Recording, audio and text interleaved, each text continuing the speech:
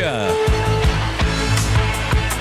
Well, good afternoon. Tuesday, 26th of June, 2018, and live till 5. Yes, it's the big show. It's Steve Wright in the afternoon. Hello. Another hot one.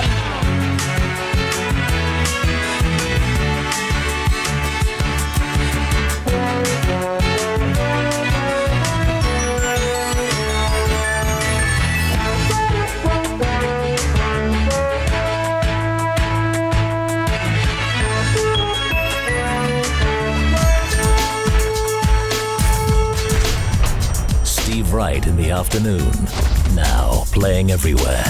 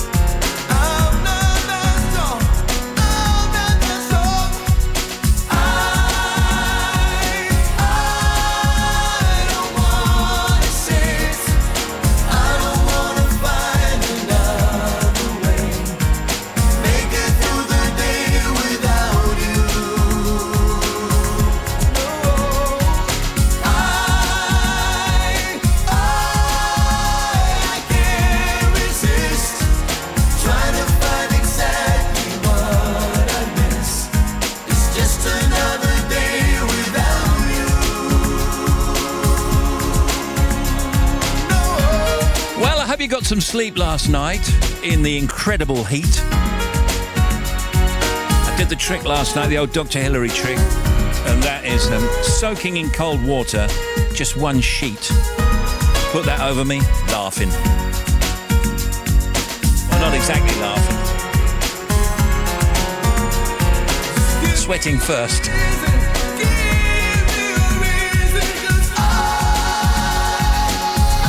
You're okay. Hands up for ice lollies and ice creams after 3 o'clock today. Come on, as a special treat on a very hot day. Hands up for heading to the airport for a quick hollybobs. Yeah, that's more like it, right? Quick hollybobs. Hands up, thank you. Hands up for your car aircon that isn't working. Yeah, that's what I thought. Yeah, exactly. Yeah. And that's your lot, old friend. If I think of any others, I'll do them later. Fine Young Cannibals now, Johnny Come Home. This is Steve Wright in the afternoon at 2:09.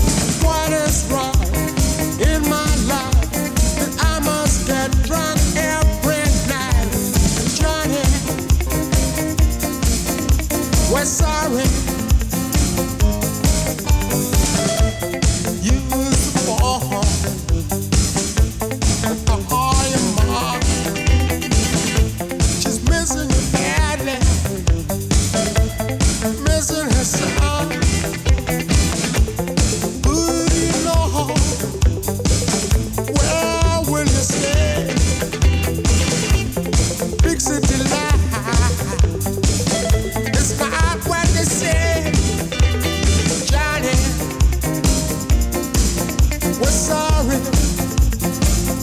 Won't you come on home? We're worried. Won't you come on? What is wrong in my life that I must get drunk every night? Johnny, we're sorry.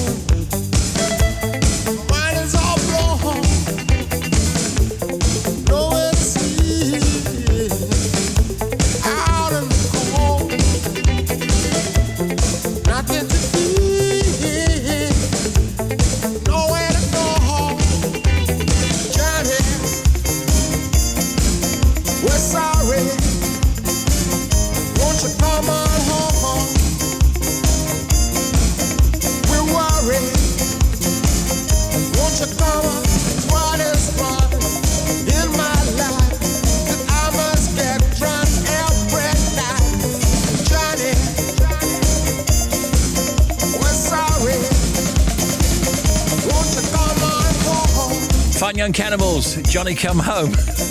This is BBC Radio 2. This is The Big Show. It's Steve Wright in the afternoon. We're here till 5, you know. Let's have a look. Dry and sunny, hot pretty much everywhere across the UK, it says. A little fresher around the coasts where there's a sea breeze and a high of, check this out, today's high, 32 so far, 32 Manchester.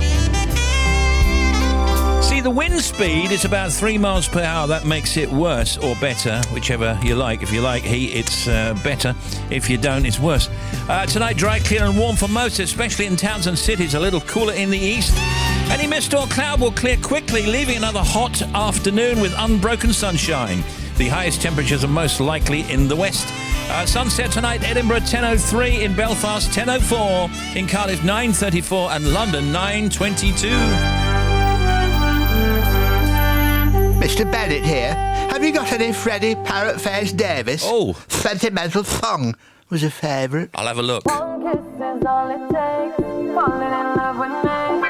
Possibilities that look like all you need.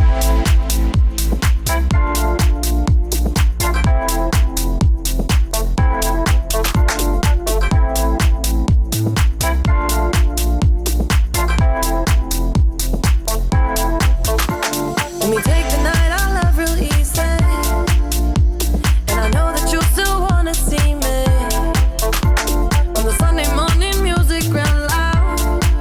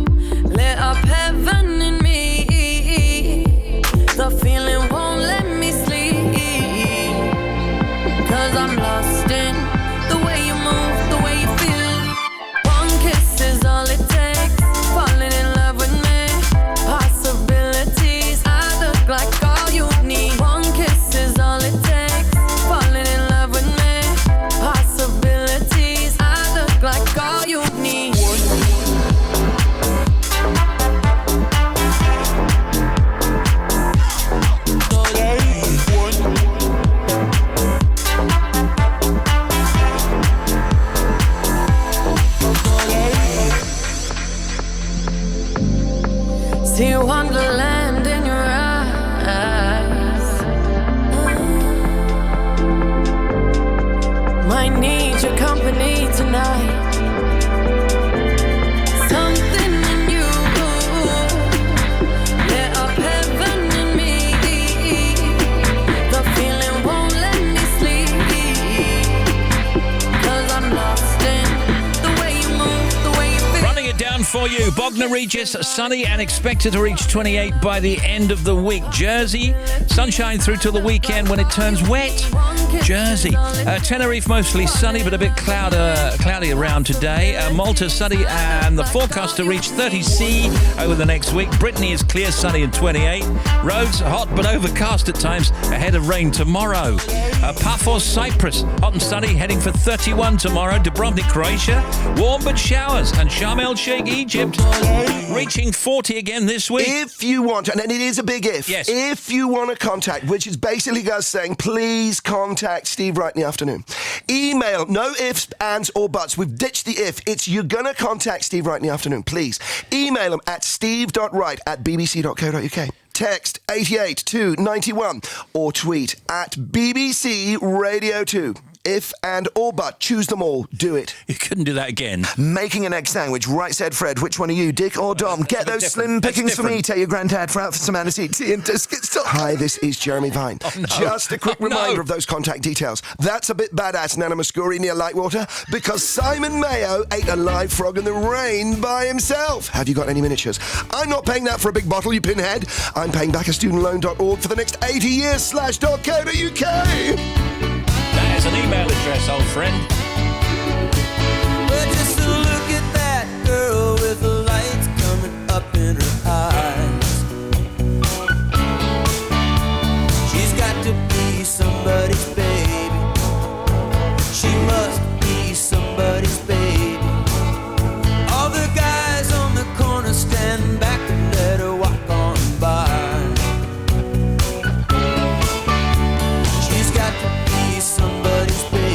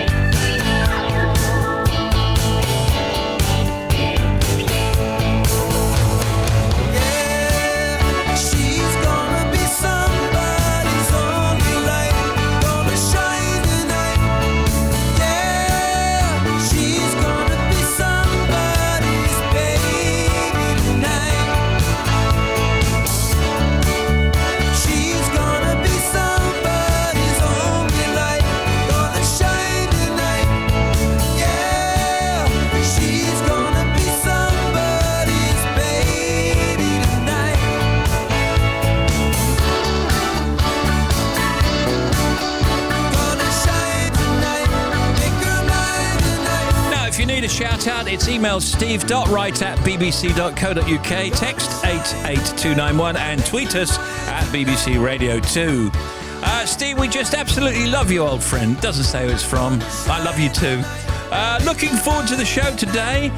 Pete and Trace heading up the M25 and M1 to try and ensure payroll will be right for all the great truckers, drivers and distribution colleagues at XPO UK. And Steve and gang, can you please wish my sister Claire a happy birthday? Happy birthday, Claire. She's been amazing support recently and I love her lots. Thank you from Lynn. Fantastic show as always. It's very kind. Getting it started here. There's Tim Smith, Janie Lee Grace, there's Bobby Pryor, there's Harvey Cook. Showjo with the sport later. The oldies chosen by Ray Williams in Middleton in Manchester. Emails, texts and tweets, social media, the hottest showbiz. Dr. Animation. She's a human relations expert and she's written the book The Life of Dad, The Making of the Modern Father. Giles Brandreth taking his Break a Leg show to Edinburgh. And Bill Nye, lovely Bill, starring in a new movie called The Bookshop. Steve Wright in the afternoon. Groovy.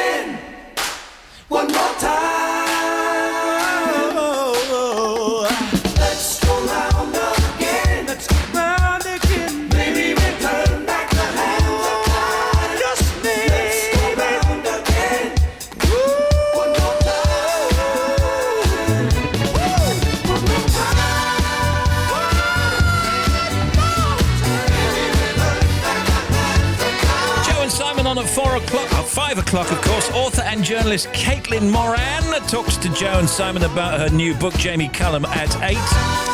Jamie plays an out of his favourite jazz as a session from singer and guitarist. It looks like Tawia. And then Barry Manilow, they write the songs. That's at 9. This is the President. Happy summer 2018. Thanks. From the President. Yeah. And even to you, Steve, you moron. Thank you. Now, do you recognise this? Film critic Mark Kermode invites you to go back in time to a golden era of iconic soundtracks. You can see the BBC Concert Orchestra performing famous scores from Gremlins and The Goonies What gets overlooked is the soundtrack. to Ghostbusters. One area in which it absolutely hits the right note is in the live performances. Friday night is Music Night presents Screens of the 80s. Friday night is music night. Live at the Watford Coliseum on the 5th of July. Wasn't that fabulous? Find out how to buy your tickets at the BBC Radio 2 website. Kermode was in his full leathers. So cool. If you wanna talk to me, Lenny Kravitz now low. know that I am plain to see. Yeah, yeah. Yeah.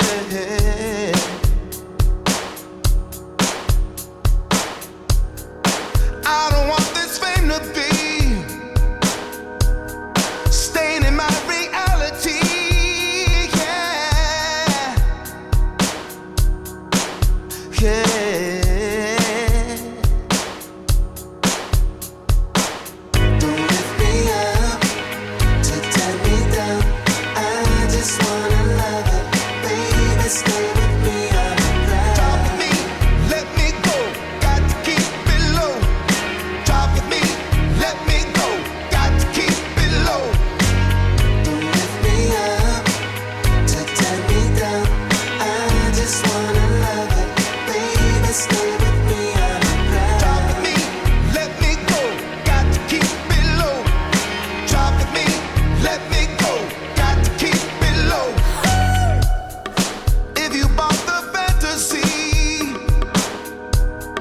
It's murder in the first degree, yeah.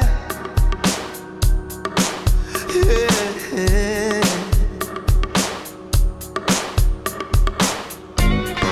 Is my sexuality creating such a tragedy?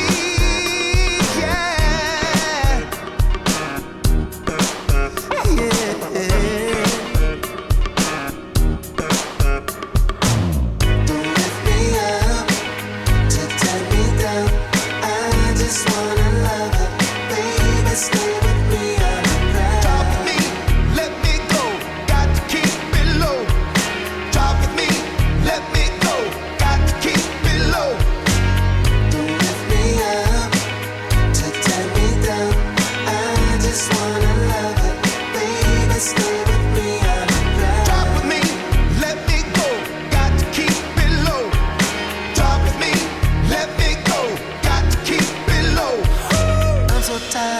This crazy game.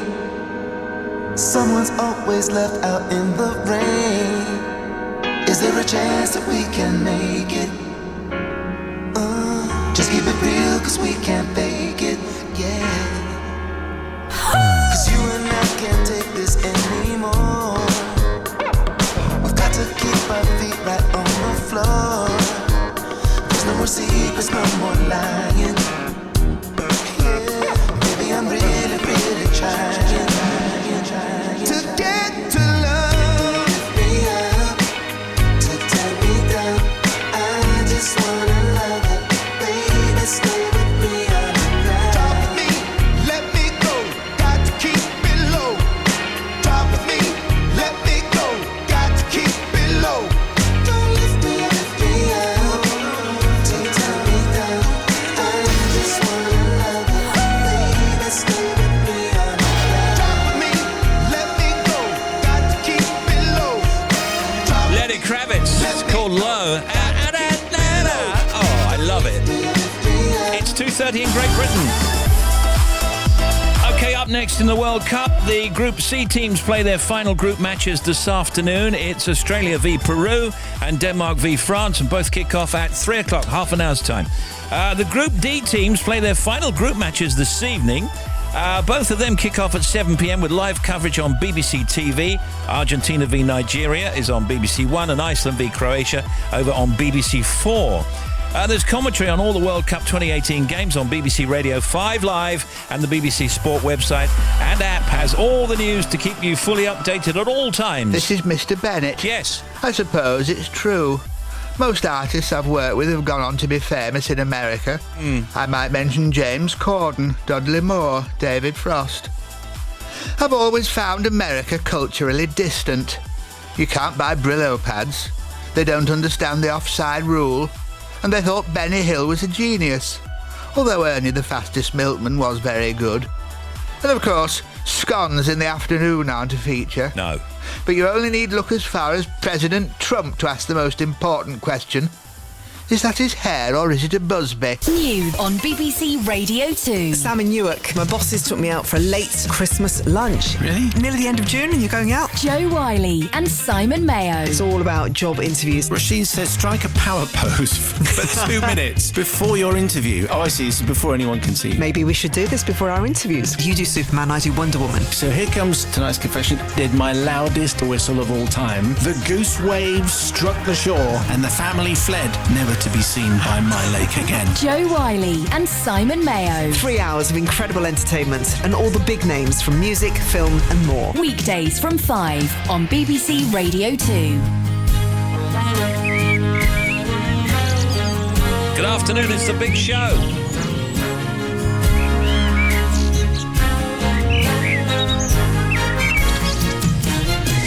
BBC Radio 2.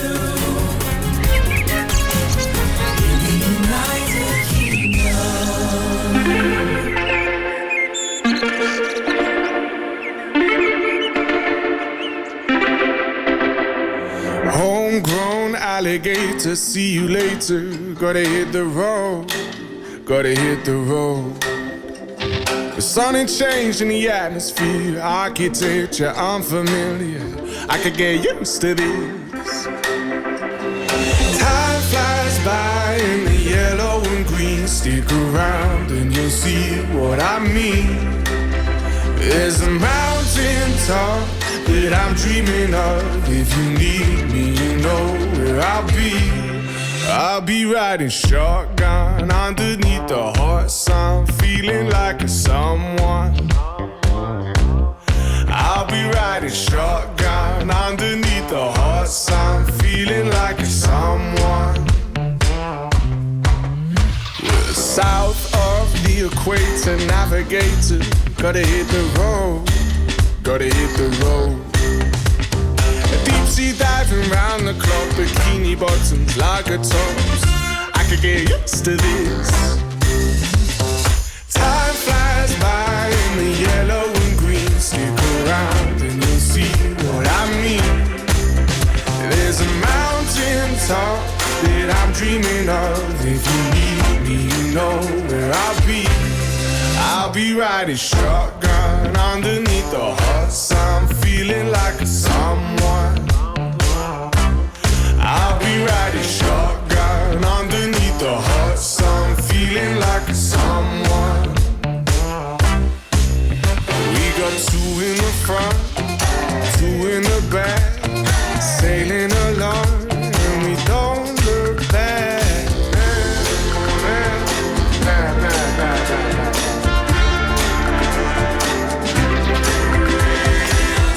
Flies by in the yellow and green. Stick around and you'll see what I mean. There's a mountain top that I'm dreaming of. If you need me, you know where I'll be. I'll be riding shotgun underneath the hot sun, feeling like a someone. I'll be riding shotgun underneath the hot sun, feeling like George Ezra and Shotgun. I myself, the host. I'll be riding. I love all George's stuff. George Ezra in session for Joe and Simon on Thursday night after 5. It's 24 minutes to 3 in Great Britain now on The Big Show. Underneath the hot sun, feeling like a song on a song on a song.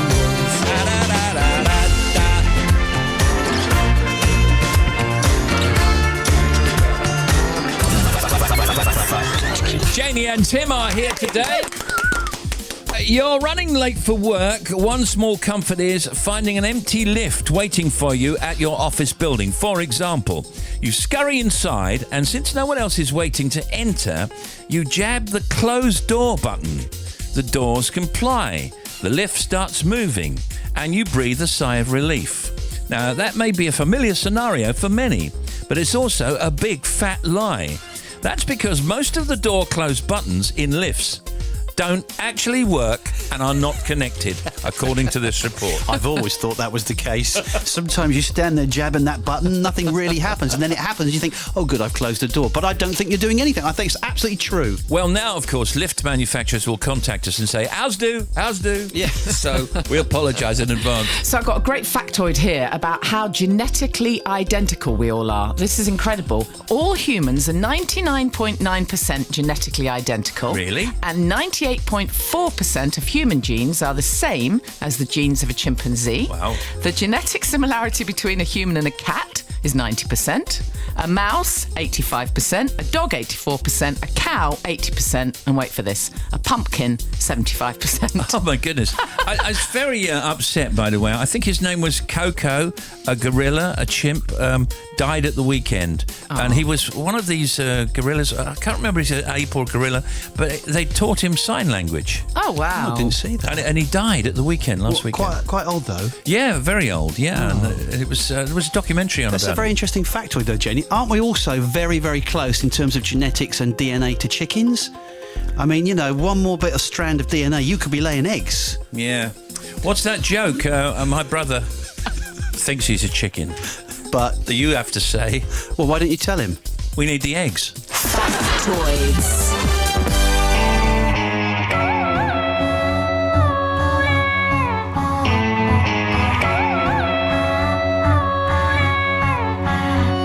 Your feet move just like a dancer.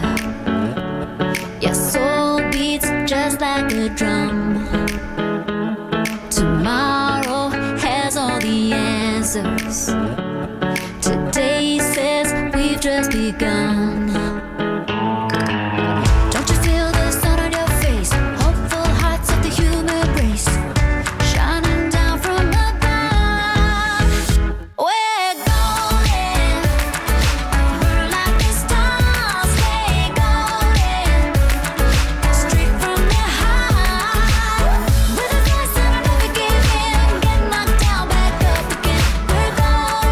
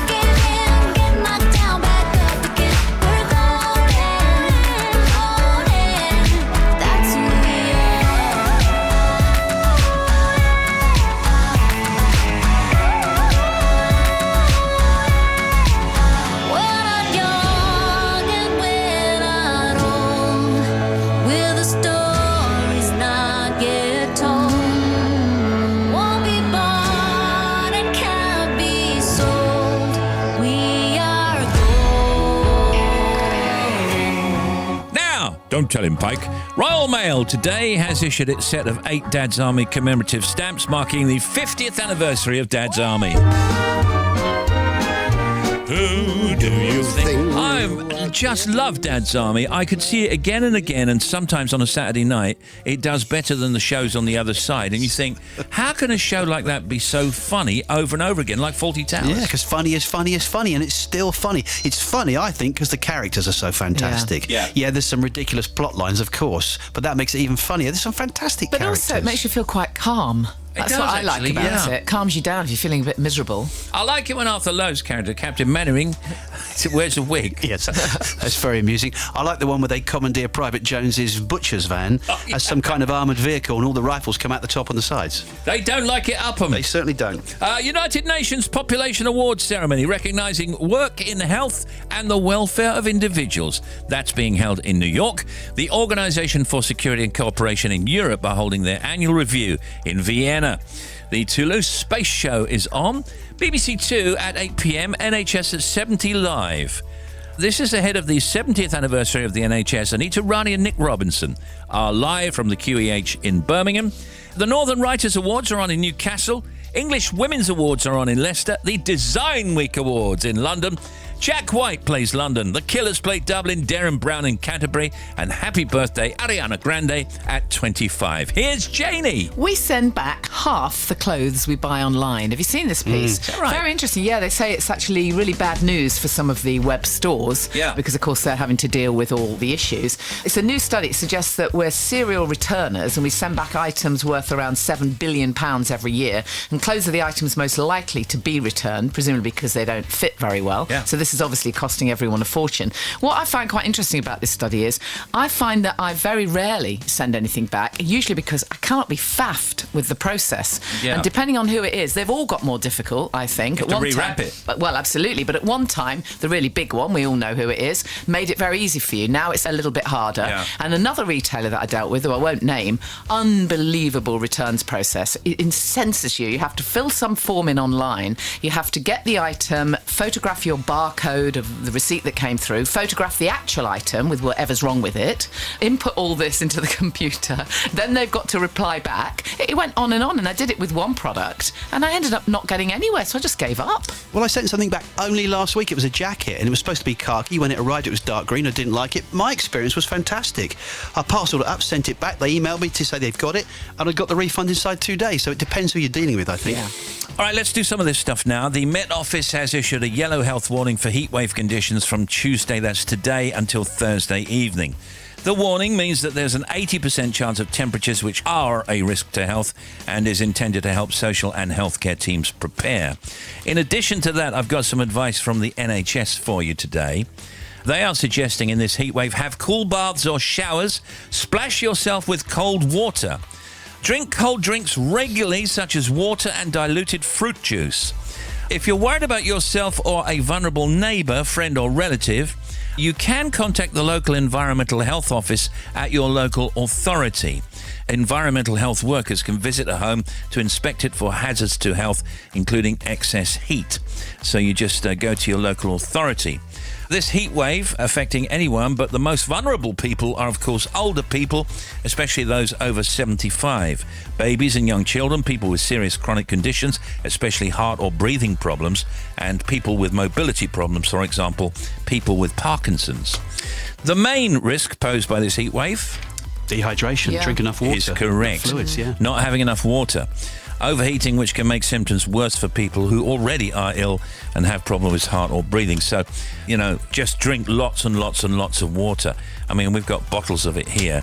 And also coffee and tea are not the same. No. It really does need to be water, doesn't it, in this instance? Yeah, for sure. And it can happen quite quickly as well. You sweat without realising it, and you go to the loo without realising it, and suddenly you are dehydrated. So you have to keep drinking. Oh, it was absolutely terrible. Oh, it was so awful. I remember now. It was absolutely awful. I never ever want to experience that again. No, me too. I collapsed in 105 degree heat.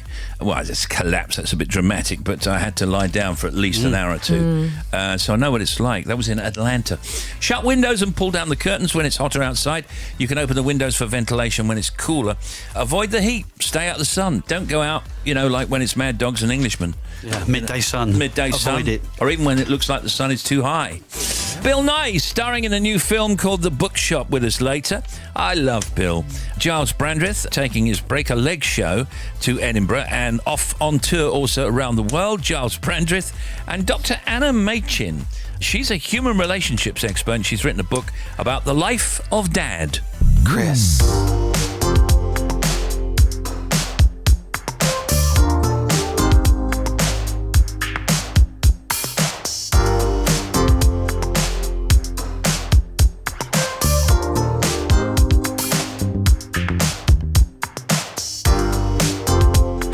Flick, but back in a second. Distorted skin, rash for no reason. Boys are loading their arms, girl gasp with envy. Are they mimicking endlessly? Same as sadness in small lumps on my jaw. For lusting after is the usual friction. May your girl come, birdie die under the spell. Fingers and we listen, come touch your girl then girlfriend. Don't feel like a girlfriend, but lover. Damn it, be your lover. Girlfriend. Don't feel like a girlfriend, but lover.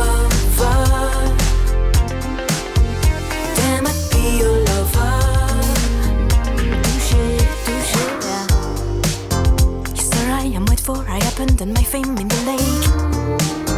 Let's see now how fast you're breathing and how long this will take. Cause you used to pass by me, feel they are baffling a liar.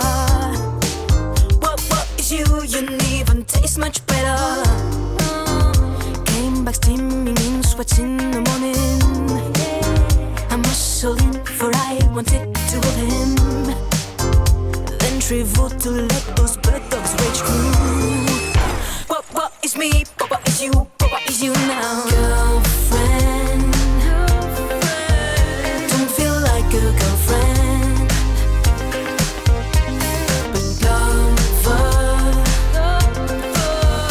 Damn it, be your lover. Girlfriend. Don't feel like a girlfriend,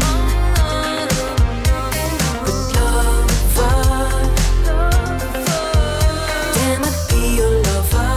Chris, I don't know why you're tripping.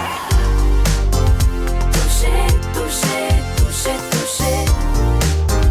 Touché, touché, touché, touché. Touché, touché, touché, touché. Oh, I love that so much. You got to keep Oh, yeah. Christine and the Queen's Girlfriend. Da-da-da-da-da-da. Say hello to my wife Lucy as we're driving on the A19 to Middlesbrough. Tell her I love her very much. Hello, Lucy. Barry loves you. And I look forward to your show every afternoon. Thank you, Steve. I hope everyone is enjoying the sun and aren't complaining it's too hot. Well, you know, this and that. We usually have a lot of rain here in Buxton, in Derbyshire, so it's a nice change. Keep up the good work. Steve, that's from Helen. Thank you, Helen. I got the message. 11 to 3, here's Bobby. Thank you, Steve. First of all, Greater Manchester, the M60, 2 to 1, Cheadle Roscoe's roundabout through to the Stockport Pyramid. Now, those barrier repairs that weren't causing any problems are now making delays. So if you're heading through, one lane is shut between 2 and 1 at the moment, and there's quite a queue behind it. M6 on the northbound side, 18 to 19, that breakdown towards Knutsford is gone, but it's still a bit slow as you come up from 18 through that junction, then it kind of dissipates the closer you get to Knutsford. M6 southbound, 6 to 5. Finally, all lanes are open between Spaghetti Junction and Castle Bromwich following that earlier accident that closed the motorway completely. M1 southbound at 21 to 20, Leicester to Lutterworth. There's a lorry having its tyre changed, so they've closed the lane for safety. It's not having too much impact, which is good news. Just slow on the approach. Now, the latest on the A47 at Thorney, west of March. The A47 remains shut. This is following this earlier accident, which is between New Cut, Wisbeach Road, and the A141 March Road. So that's still closed for investigation. investigation work. There are signed diversions, and as yet, I don't have a reopening time. The M25 clockwise, first of all. Second breakdown, 15 for the M4. That's in the queues following the earlier breakdown at 16. So one lane is still shut, causing queues back to Staines at 13. And then anti-clockwise at the top, 25 for Enfield. We had a breakdown there. It's now gone, but it's still slow through to 24. And anti-clockwise at the bottom, 5 to 4 right at the minute. The M26 through to Orpington, there's an accident. 2 lanes are shut. They may have to hold the traffic to move the vehicle. Hasn't happened yet. And to central London, well, to East London, East Central, we've got on the westbound strand, the A4 at Covent Garden, closed completely between the A4 at Waterloo Bridge, the Kingsway Tunnel, to Savoy Street. That means if you're coming over the bridge, over Thames on the Waterloo Bridge, you cannot turn left. There's an accident right outside the Tesco's there. A34 southbound, the A303 Bullington Cross to the A272, we've got it closed completely. There's 3 miles of the A34 shut because of a spillage and an accident. You've got to follow the solid black triangle diversion signs. That's the official diversion. And then to the A543 in Pentrafoilas. Now, we've got it closed completely between the A5 and the B4501. The reason why is the road is melting under the heat conditions, so don't get onto the A543 over the mountain at Pentrafoilas. Now, back with more 40 minutes. The road is melting.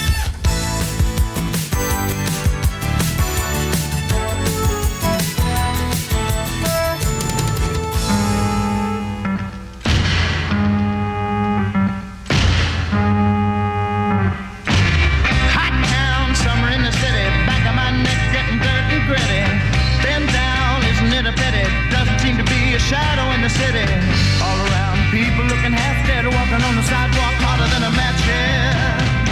But at night it's a different world. Go out and find a girl. Come on and dance all night. Despite the heat, it'll be alright. And babe, don't you know it's a pity the days can't be like the nights in the summer, in the city, in the summer, in the city. Cool town, meeting in the city, dressed so fine and looking so pretty. Cool cat, looking for a kitty, gonna look in every corner of the city. Till I'm wheezing like a bus stop, running up the stairs, gonna meet you on the rooftop. But at night it's a different world. Go out and find a girl. Come on and dance all night. Despite the heat, it'll be alright. And babe, don't you know it's a pity the days can't be like the nights in the summer, in the city, in the summer, in the city.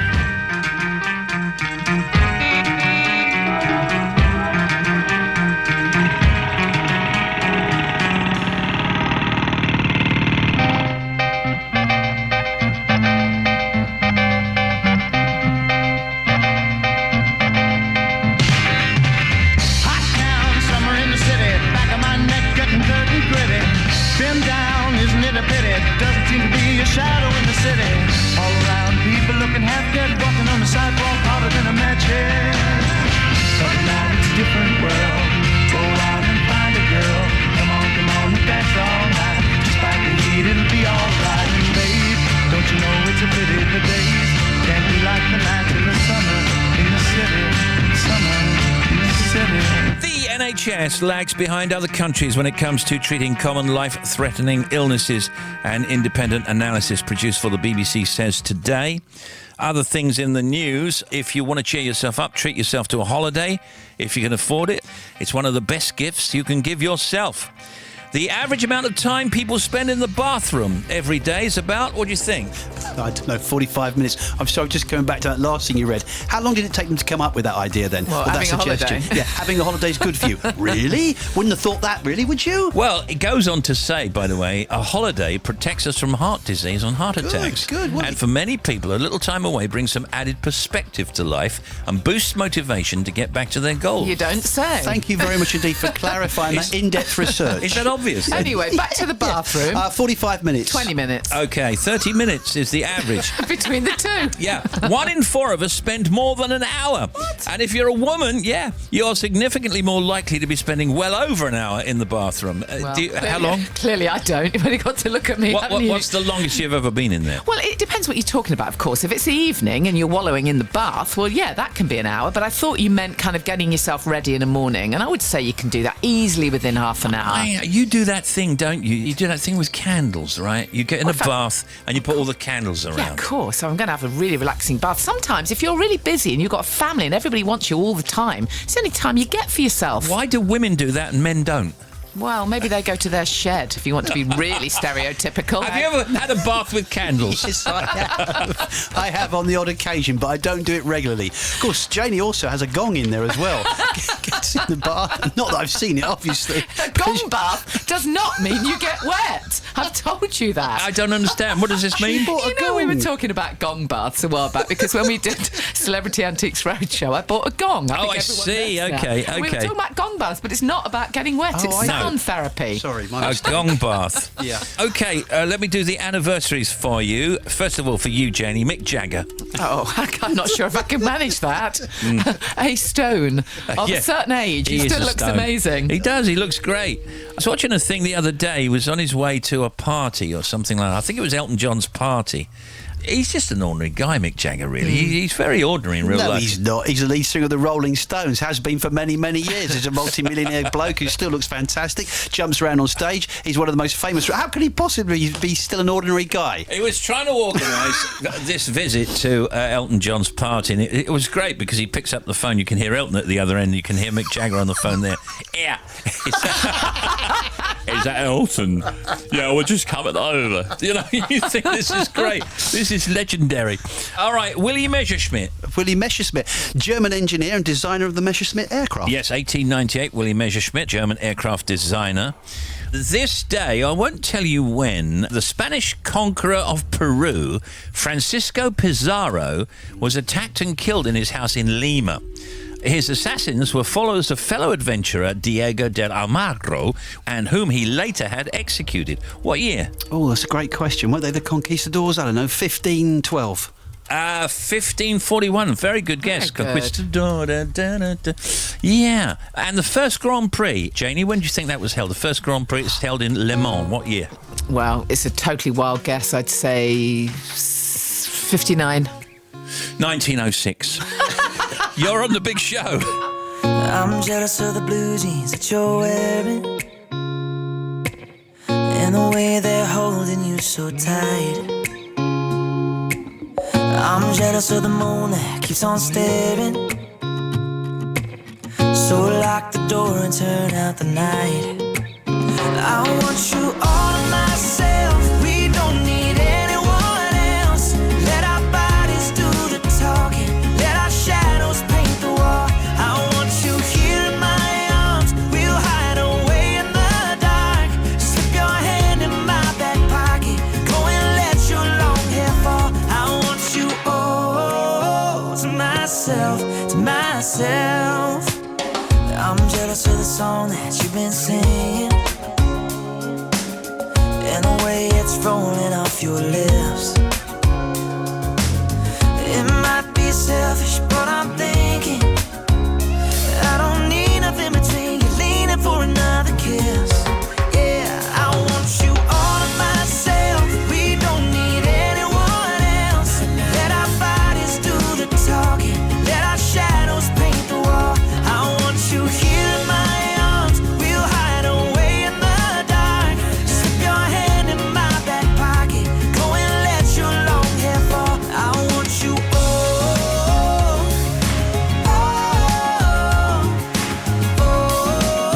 to myself, yeah.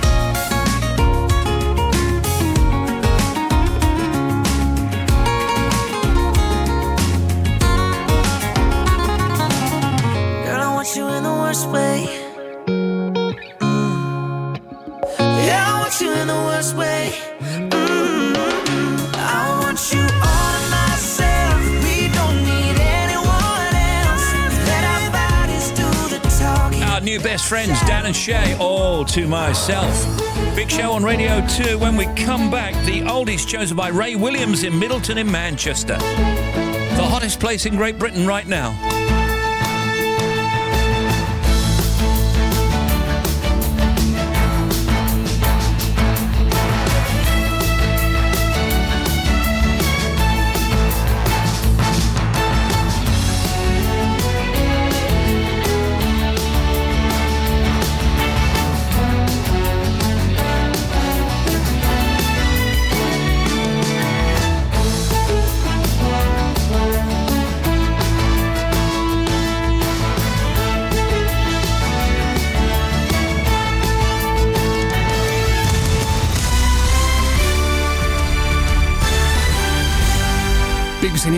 3 o'clock, this is Harvey Cook. A man from North London has been convicted of planning a terror attack in Westminster and of making bombs for the Taliban in Afghanistan. Khalid Ali, who's 28 and from Edmonton, was arrested 200 yards from Downing Street last year while carrying 3 knives. Our correspondent Layla Natha, who's outside the Old Bailey, has the background to the case. Around 6 years previously, Khalid Ali had disappeared from his family home in North London, telling his family that he was taking on work as a plumber in Birmingham. But in fact, he had made his way to Afghanistan, and it was there that he joined the Taliban and became a bomb maker for the group. Now, he eventually returned to the UK after more than 5 years away. November 2016, he arrives back at Heathrow. He's questioned, and it was then that his fingerprints were matched to bomb component parts that were found in Afghanistan by American forces in 2012. A couple from South London have been jailed for at least 30 years for murdering their 21-year-old French nanny. The court heard that Sabrina Quide, who's 35, and her partner, 40-year-old Wissam Madoune, falsely believed that Sophie Lyonnais was plotting with Quide's ex-boyfriend, the Boyzone star Mark Wharton, to harm the family. A bus driver and a passenger have died in a crash between a double-decker and a lorry in Cambridgeshire. 18 others were injured, some seriously. Joe Black has more details. The crash involving a double-decker bus and an HGV happened around 7:30 this morning on the A47 near Wisbech. Police have now confirmed that 2 men who were on the bus have died.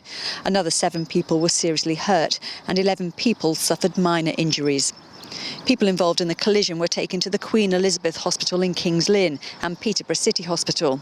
The road remains closed and is expected to be shut for most of the day. The firefighter who led the initial response to the blaze at Grenfell Tower says it would have been impossible to use hoses on every floor of the building because the water supply would have been non-existent. Michael Dowden also told the public inquiry he didn't realise the block had cladding when he first arrived. Prince William has remembered the 6 million Jewish people killed in the Holocaust during the first official royal visit to Israel and the Palestinian territories. The prince met the Israeli Prime Minister Benjamin Netanyahu after paying his respects at Yad Vashem, the World Holocaust Remembrance Centre. The chief rabbi of the United Hebrew Congregations of the Commonwealth, Ephraim Mervis, said it was an important moment. This is a historic day. The excitement is felt throughout Israel and Britain, around the Jewish world. And just to see Prince William here is something very, very special. And that's the BBC News at 3 minutes past 3, our next at 4. Thank you. Steve Wright in the afternoon. Welcome back. Here come the non-stops. Radio 2. Now, the non-stop oldies brought to you daily by Steve Wright in the afternoon.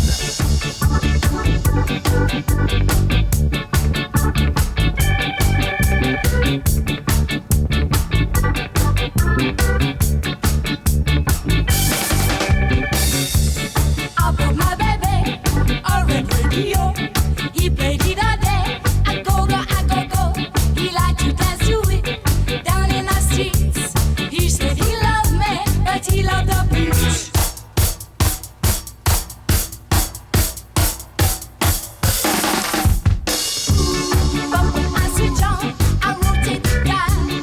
I can see it, driving so wide. I brought my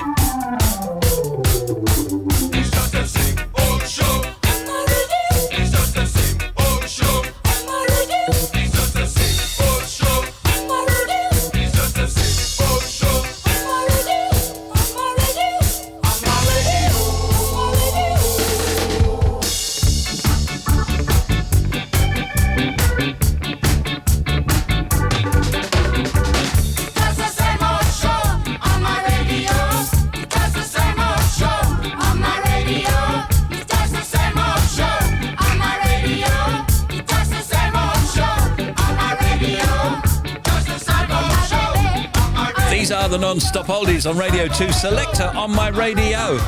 In 1988, love ruled Ibiza. Zoe Ball. Saturday afternoon at 3, I'll be live from where the Club Tropicana video is filmed, Ibiza's legendary Pikes Hotel. To celebrate the 30th anniversary of the second Summer of Love. Taking you back through the island's DJs and pioneers who've helped shape its legacy. With performances from Faithless, Morchiba, and a special mix from Groove Armada. And then at midnight, Animatronic. Alongside my New York homeboy, David Morales, in a dance devotion you need in your life. This Saturday on BBC Radio 2.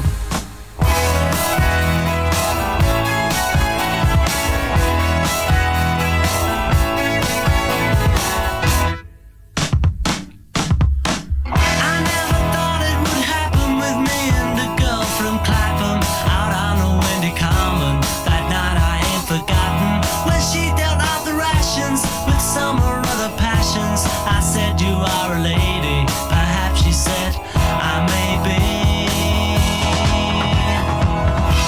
We moved into a basement with thoughts of our engagement. We stayed in by the telly, although the room was smelly. We spent our time just kissing, the railway arms were missing, but love had got us hooked up, and all our time it took up.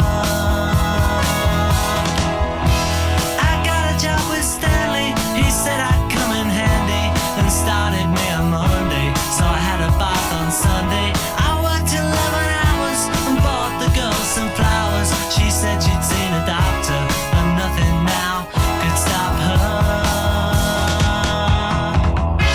I worked all through the winter, the weather bright and bitter. I put away a tenner each week to make her better, and when the time was ready we had to sell the telly. Late evenings by the fire and little kicks inside her.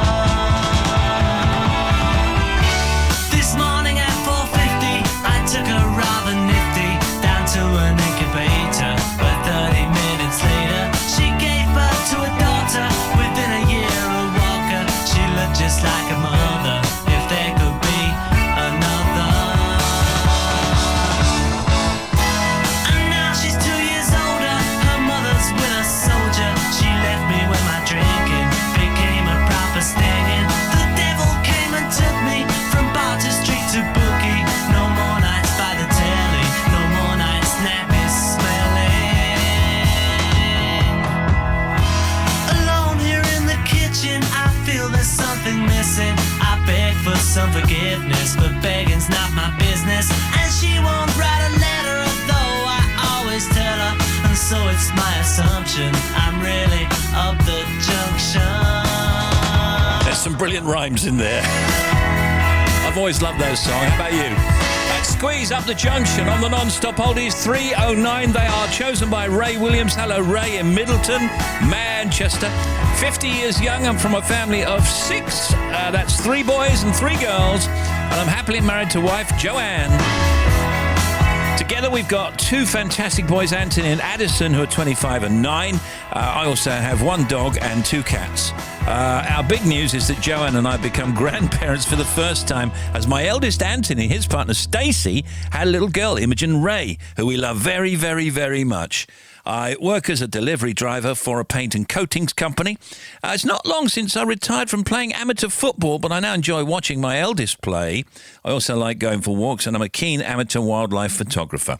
Now, for my taste in music, I love anything from punk, ska, new age, and some modern stuff, and it would be brilliant if you could play some of my songs. Well, my daddy left home when I was 3, and he didn't leave much to Ma and me. Just this old guitar and an empty bottle of booze. This, Ray, I am doing. Now, I don't blame him because he run and hid, but the meanest thing that he ever did was before he left, he went and named me Sue.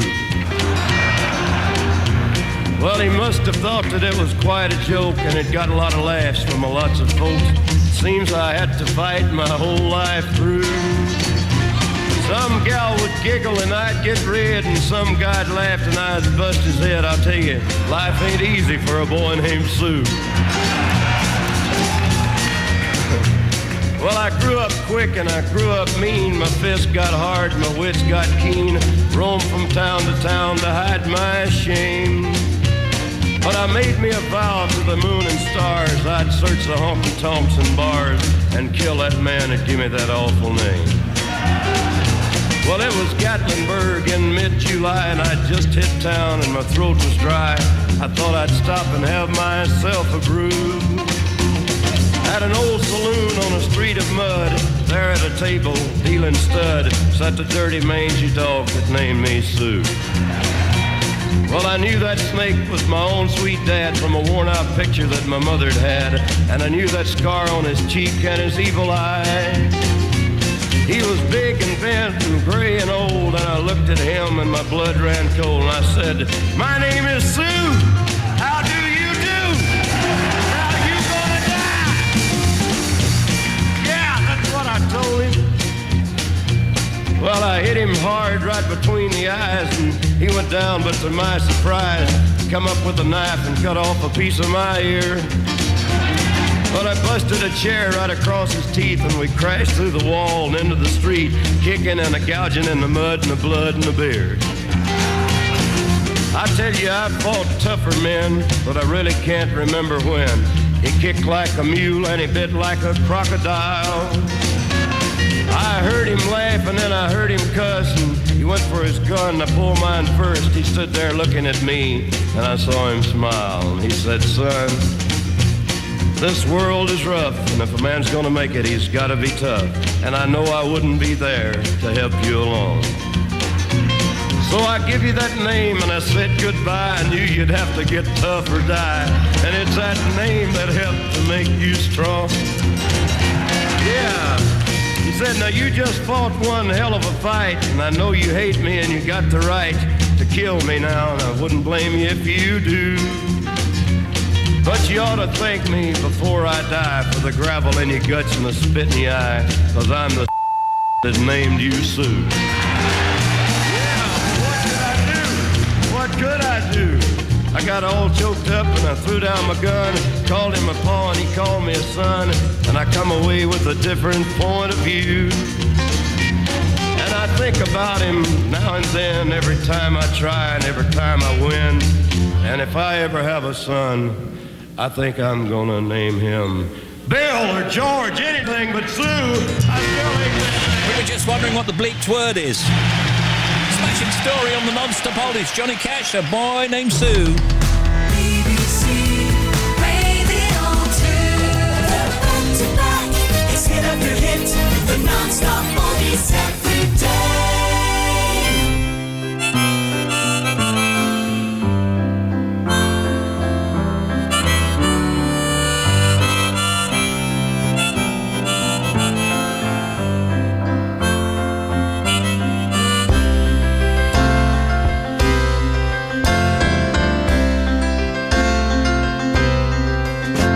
It's 9 o'clock on a Saturday. The regular crowd shuffles in. There's an old man sitting next to me, making love to his tonic and gin.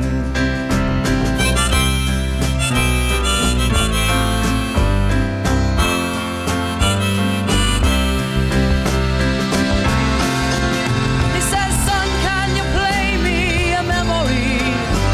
I'm not really sure how it goes, but it's sad and it's sweet, and I knew it complete when I wore a younger man's clothes. La la la li li da, la la li li da da da.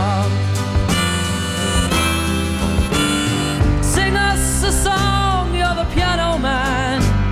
Sing us a song tonight. Well, we're all in the mood for a melody, and you've got us feeling all right.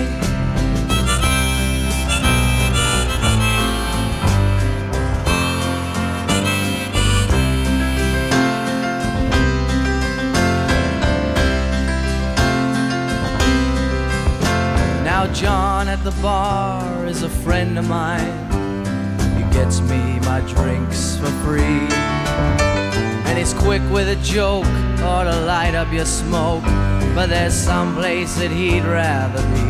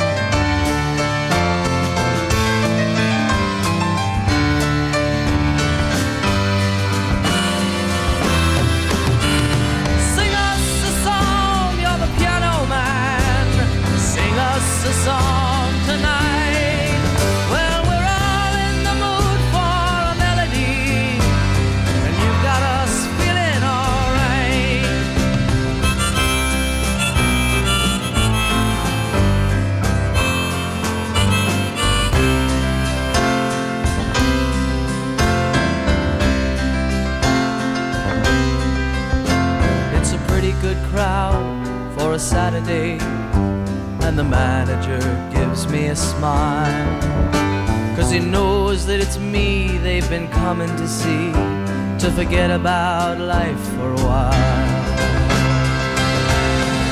And the piano, it sounds like a carnival, and the microphone smells like a beer, and they sit at the bar and put bread in my jar and say, man, what are you doing here?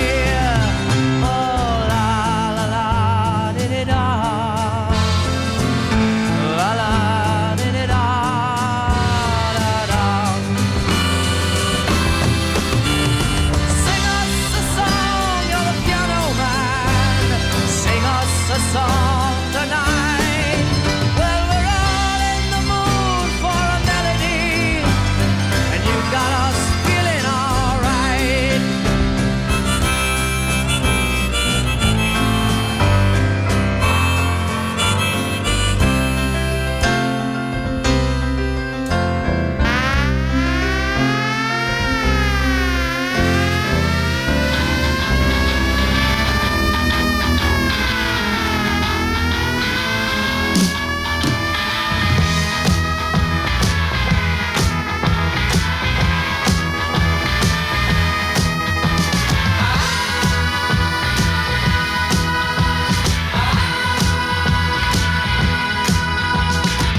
You better beware, you better take care, you better watch out if you got long black hair.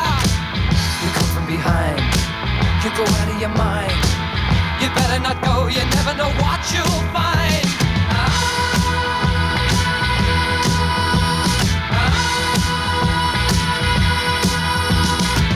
You look in his eyes, don't be surprised if you don't know what's going on behind his disguise. Nobody knows where Buster goes. You steal your woman out from under your nose. Does anyone know the way to hear someone say, we just haven't got a clue what to do? Does anyone know the way? There's got to be a way to Blockbuster.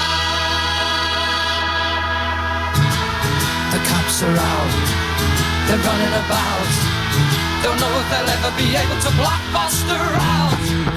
He's gotta be caught, he's gotta be taught, 'cause he is more evil than anyone here ever thought.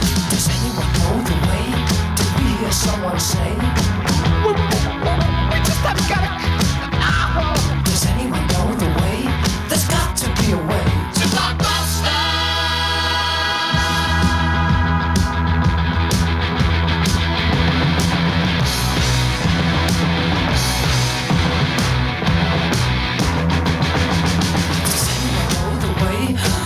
Hear someone say, we just haven't got a clue what to do.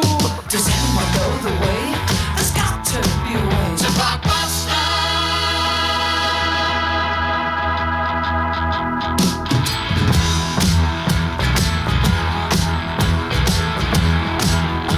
No, not since it closed down.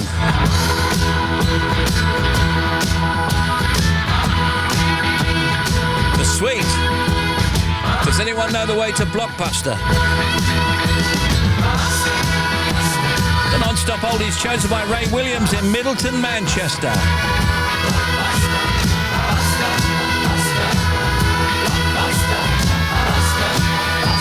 Dry, sunny and hot pretty much everywhere across the UK. A little fresher around the coast where there's a sea breeze, of course. A high of 32, that's in Manchester, the high today. Tonight, dry, clear and warm for most, especially in towns and cities. A little cooler in the east. Tomorrow, that'll be Wednesday. Any mist or cloud will clear quickly, leaving another hot day with unbroken sunshine. The highest temperatures most likely to be in the west. And now the oldies continue with the Undertones.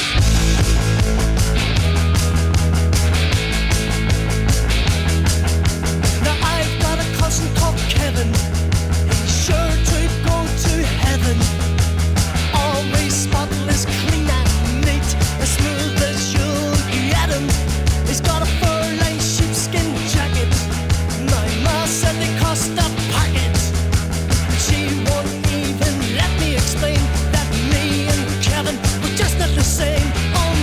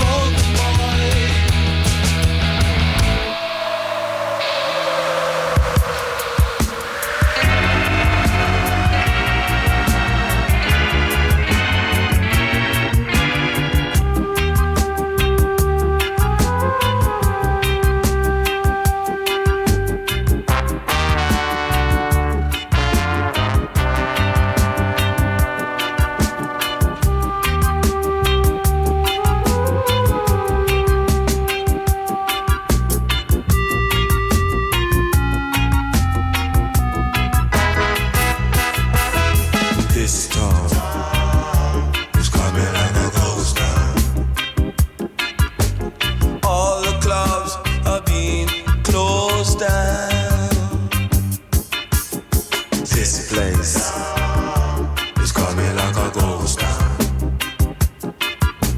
Bands won't play no more. Too much fighting on the dance floor.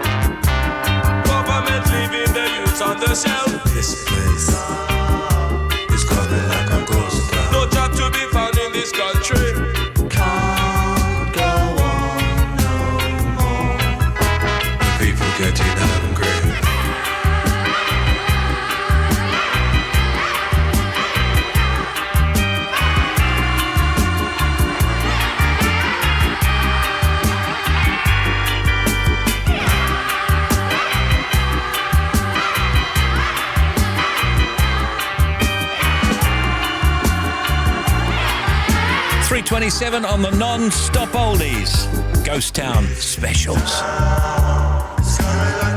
You can email us steve.wright@bbc.co.uk, text 88291 for a shout out, tweet us at BBC Radio 2.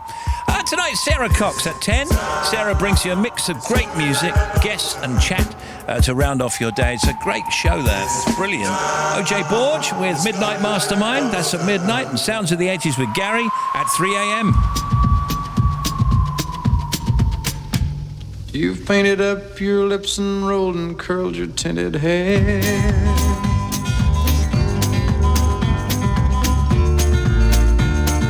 Ruby, are you contemplating going out somewhere?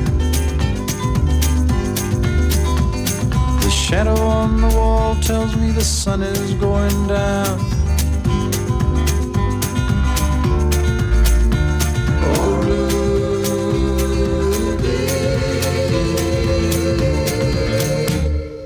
take your love to town.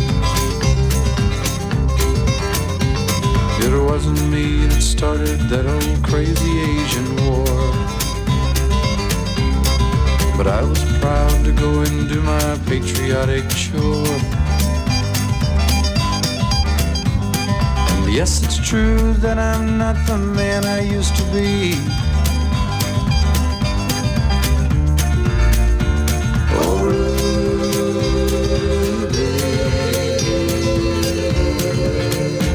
Still need some company. It's hard to love a man whose legs are bent and paralyzed.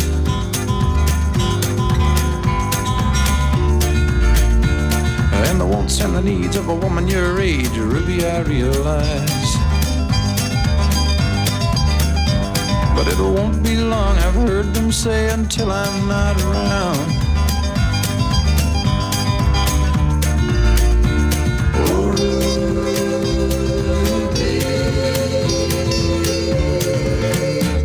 Don't take your love to town.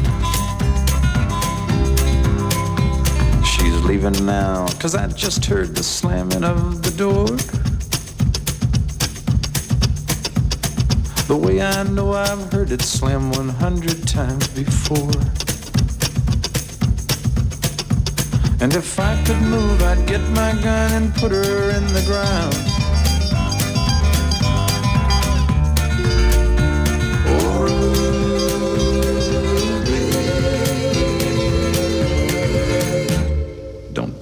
middle of the town.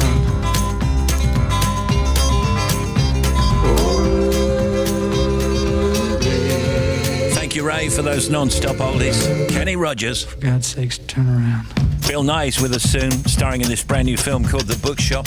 It's 3:30 now in the UK. Hi everyone, this is Macca. We were working late one night in the late 60s at Abbey Road. Not in the road, but in the studio. Yeah, I know. The chief engineer said something untoward to John about his round glasses and his very long hair. Then he starts on at me about some of the songs that we'd written. So me and John, we decided to jointly go silent. And furthermore, wear a shocking frown. That's right. You've guessed it, folks. We'd invented sulking, and it caught on in the 70s in marriages and relationships. Now, that's a contribution, guys. Cheers, everyone. Cheers. They invented sulking. Steve, loving the show. Can I get a shout-out for Stuart and Steve building a wall in Devon? Build that wall. It's insanely hot here, and a shout-out will put the smile on their faces. You got a shout out to my mum, this says, who is sunbathing in the garden. She's called Mary. Hello, Mary. Tell her we love her. They love you, Mary. That's just George and Finley and Josie and Vin. Hey, Vin, how you doing? Steve, my friend, can you give John, Adam and Yvette a shout out at Omega Access North in Warrington? It's extremely hot in our office and we've got no aircon. Oh, my goodness, John. It's John Trickett. It's our 19th wedding anniversary today, says this. Can you please wish my husband Andrew a happy anniversary? From me, love him loads. Thank you, from Rachel. Just quickly in the news, the Met Office has issued a yellow health warning for heatwave conditions from now until Thursday evening. The warning means there's an 80% chance of temperatures which could be a risk to health and is intended to help social and healthcare teams prepare. Fears that railway tracks could buckle in the heat prompted Network Rail to introduce speed restrictions. And you heard Bobby say earlier on that a road was melting. And what else is going on, Bobby? Well, first of all, to Glasgow. The M80 on the southbound side. We've got a broken down vehicle at junction 1 for the M8. So you've got one lane shut and traffic is slow. Now, the M62 on the eastbound side, 29. So past the top of the M1 at Lofthouse to 30 at Rothwell. There's a breakdown there, so one lane is shut. The latest in Greater Manchester on the M60 anti-clockwise. The barrier repairs between 2 and 1 at Stockport Pyramid. At the moment, they are holding the traffic and the queue goes back to 4 at the Sharston Link. Now, I think it's actually to move the barrier closure, but I'm not 100% so. At the moment, we've got stationary traffic. I'm hoping that is, hopefully, that'll be the good news in 25 minutes. M6 northbound breakdown, 18 to 19 for Knutsford in the roadworks. That's clear, but it's still heavy from Holmes Chapel. M6 southbound is still recovering a little bit between 6 and 5 to Castle Bromwich, following this earlier accident, which is cleared. The latest on the A47 west of March at Thorney. It is still shut for investigation work. This is between the Wisbeach Road and the A141 March Road. Now, I've just had the latest on that. They're saying it's going to be closed for at least 3.5 hours. That's the latest. So not opening anytime soon. There is a sign diversion for you, and of course I'll keep you updated.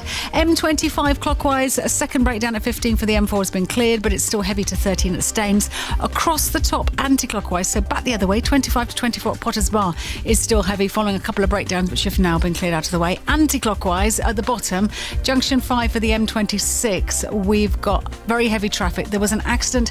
They've reopened all the lanes, but the queues back to 4 at Orpington. It's still busy from that stretch. M3 on the southbound side at 4A for Farnborough. We've got an accident. One lane is shut.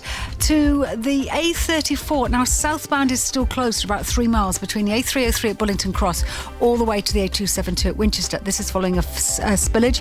There is a sign diversion, but we've got long delays on surrounding routes because of that. And then to the Melted Road, the A543 at Pentrafoilas. It is closed because of poor conditions. It's melted between the A5 and the B4501. So take care. That was another one for 25 minutes. Wow. Thank you.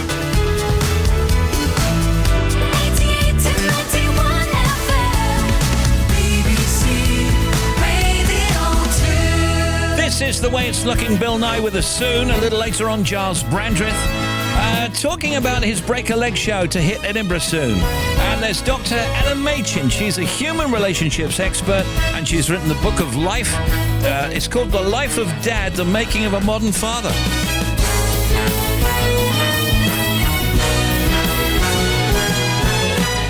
Bill's on soon.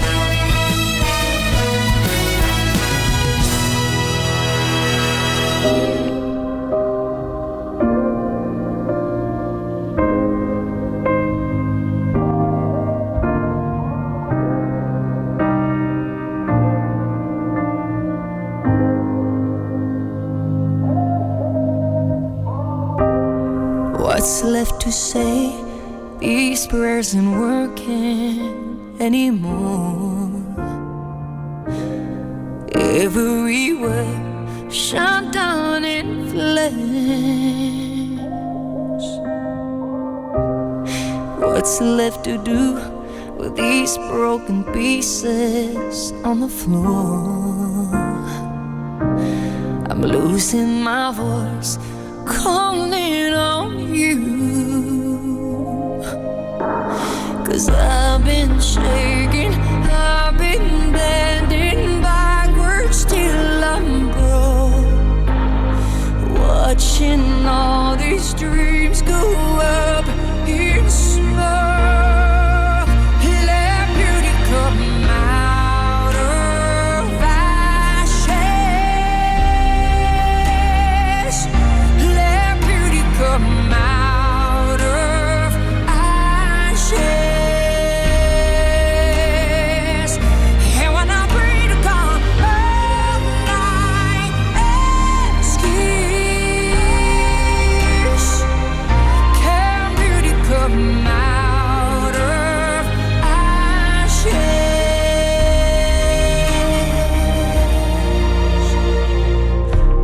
Can you use these tears to put out the fires in my soul? 'Cause I need you here. Whoa.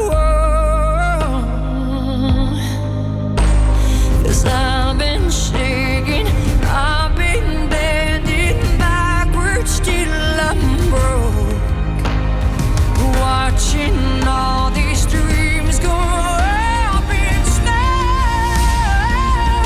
Let beauty come out of ashes. Let beauty come out of ashes. And when I pray to God all night, excuse, can beauty come out of ashes?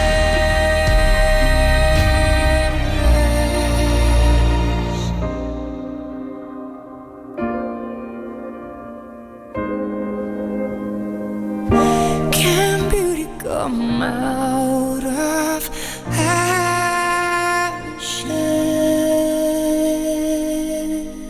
The headline act at Radio 2 live in Hyde Park. The audience at BBC Music's Duran Duran night. The umpire on Centre Court at Wimbledon. They're all ready. Are you? Listen to BBC Digital Radio this summer and don't miss a thing. Good evening, Hyde Park! Music lovers! The applause of a Centre Court crowd who were all on their feet. More stations and more ways to listen on your mobile, DAB digital radio or voice-controlled speaker. If you love radio, go digital this summer. Search online for BBC Digital Radio. Afternoon, BBC Radio 2. Steve Wright in the afternoon. The Big Show. Bill Nighy is not only our very good friend, but he's one of Britain's most beloved actors whose long list of film credits include Love Actually, The Boat That Rocked, Dad's Army, Their Finest, Ordeal by Innocence, etc., etc., etc. Now, Bill is about to star in a new film. It's called The Bookshop, and it's a fascinating piece, actually, which is released in cinemas this coming Friday, and it's based on Penelope Fitzgerald's 1978 novel of the same name. Bill Nighy is here! I wish I got this reception everywhere I go. Good afternoon. Good afternoon. Hello, whatever. So we were just having a little chat before coming on, and we were talking about television shows and actors. You weren't mentioned.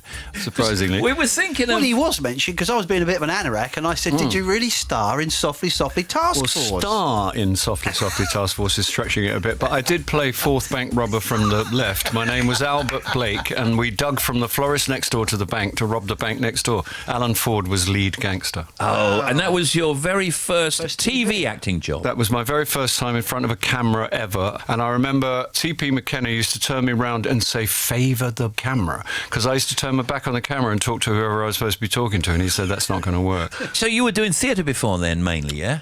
Entirely. I think it was about 10 years before anyone pointed a camera at me. I was touring different parts of England, playing things, but I had a good and familiar English career at that point. What was the plan back then? Was the plan to be in the theatre? Was the plan to stay in the theatre? Was the plan to do movies? To say that there was a plan, there wasn't really a plan. I was making it up as I went along, and people kept offering me jobs. It was already a result that I was allowed to make money doing plays. I never expected, and I think this is true, that my expectations were spectacularly what would now be called low. I didn't expect to be on television. I certainly didn't expect to be in a film. Nobody was. There were 3 people that were in a film, and you knew their names. Nobody else was in a film. It's a different world. Yeah. And I was very happy getting paid, not very much money, but I was getting paid to do plays, and that was already a good thing. The Bookshop is set in 1959. It's about a middle-aged widow called Florence Green, played by Emily Mortimer, who decides to open a bookshop in the small fictional coastal town of Hardborough. And when you look at this town, you think, oh yeah, I think I know where that is, but it could be anywhere. In East Anglia. It's not plain sailing from there. She has to deal with converting a drafty, damp, rat-infested old house. And it doesn't really go smoothly, does it, Bill? No, not least because she comes across the formidable Patricia Clarkson, playing the woman in the village who strongly resists the idea of having a bookshop, and it becomes a kind of battle between the two. It's directed by Isabel Coixet, who is one of the most eminent Spanish film directors currently working. She adapted it, she directed it, and not only that, she operates the camera, which is kind of radical and different. And I am a great admirer of Emily Mortimer and a friend of hers, and she invited me to join the cast, and I was very, very happy. If you want to take a holiday this summer, come and see the movie. It's very beautiful, and it's in a beautiful place. I love Penelope Fitzgerald, the writer of the novels. I'd read The Bookshop. I love bookshops. I'm addicted to bookshops. It's what I do, coffee and bookshops, that's it. I can tell you how many independent bookshops there are in Melbourne. Really? How many? 17. Really? And they've all got a coffee shop nearby or next to, which is basically what I do for kicks as well as music, rhythm and blues music. Yeah. So this film is right up my street, and it's a breath of fresh air. It's got a real heart as well, this film. Yeah. And I thought it had a kind of surreal nature to it as well. There is, yeah, it's got a sort of heightened thing going on, which Isabel brought to it, which I think you need for this material because it gives it a kind of universality. That's a good word. That is a good word, isn't it? I don't think I've ever uttered that word before. It's a good one, Bill. Use it again later. We're going to come back with Bill Knight in just a moment. Time flies by when the night is young. Daylight shines on an undisclosed location. Bloodshot eyes looking for the sun. Paradise delivered and we call it a vacation. You're painting me a dream that I wanna belong in. Over the hills and far away, a million miles from LA, just anywhere away with you. I know we've got to get away, someplace where no one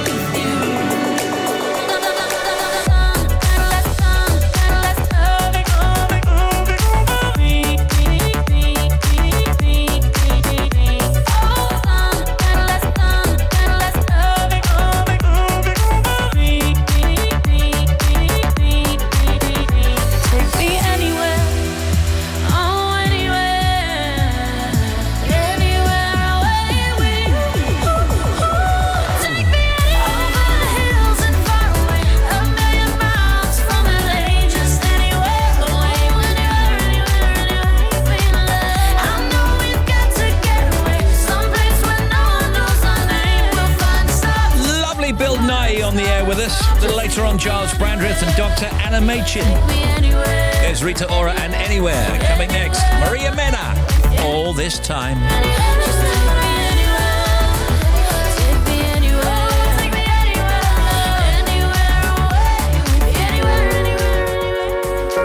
You self-destructive little girl, pick yourself up, don't blame the world. So you screwed up, but you're gonna be okay. Now call your boyfriend and apologize.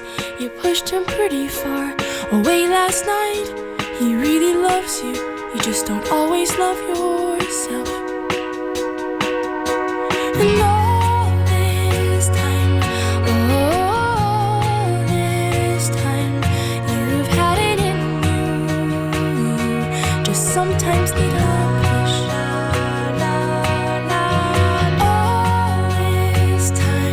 All this time, you've had it in you. Just sometimes need a push.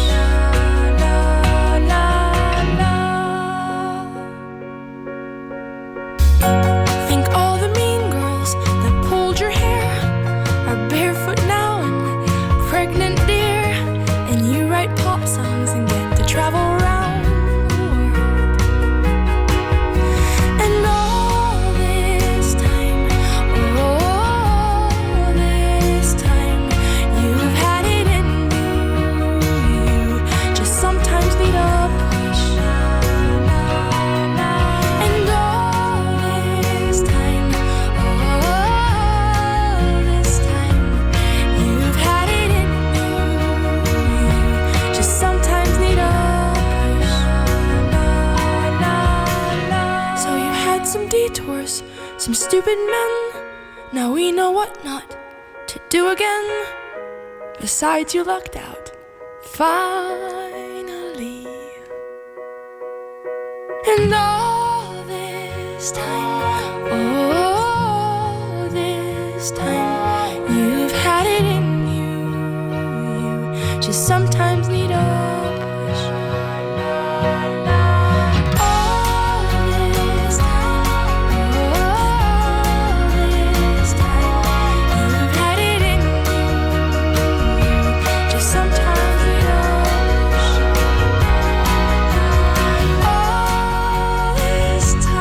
All this time, you've had it in you. Just sometimes need a push. Bill Nye is back with us, starring in this new film called The Bookshop.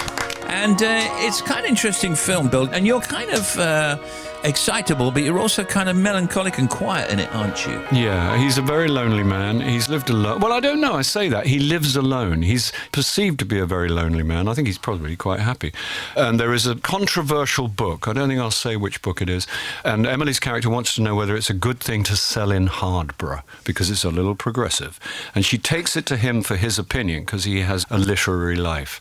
And he encourages her.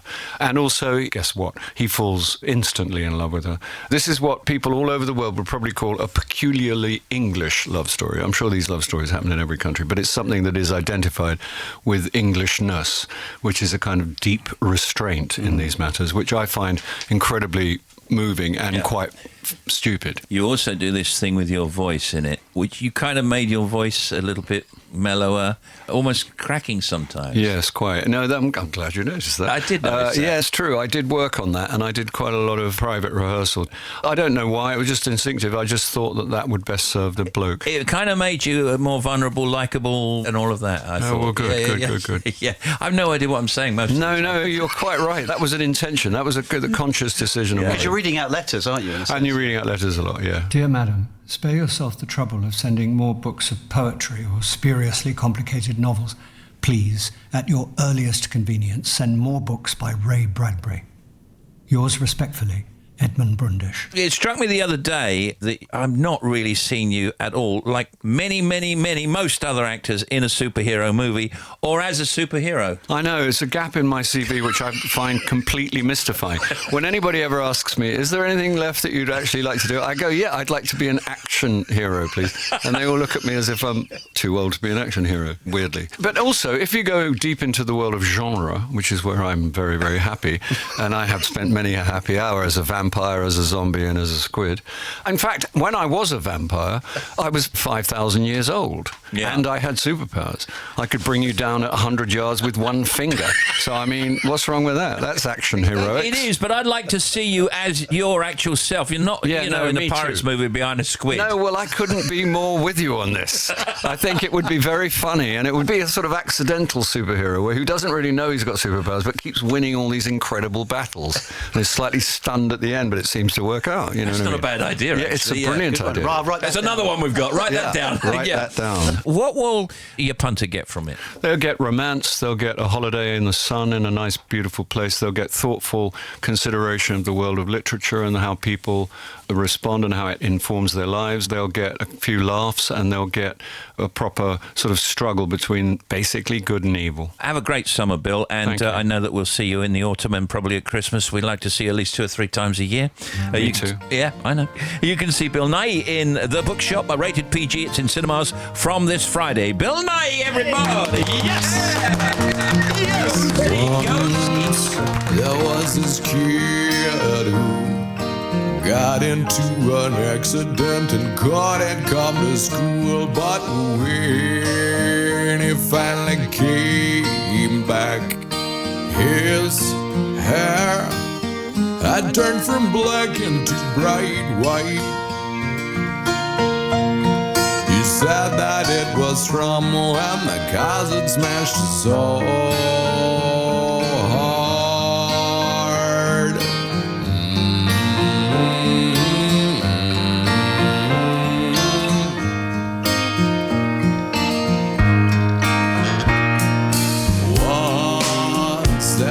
This girl who wouldn't go and change with the girls in the change room, and when they finally made her, they saw birthmarks all over her body.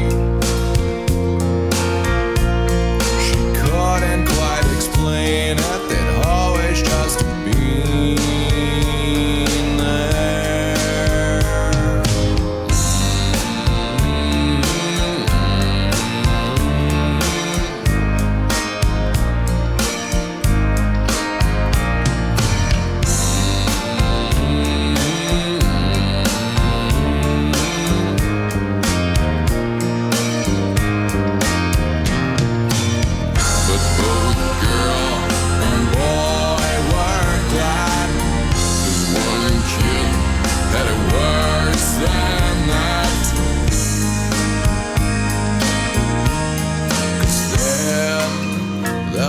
this boy whose parents made him come directly home right after school, and when they went to their church, they shook and lurched all over the church floor. He couldn't quite explain it, they'd always just gone.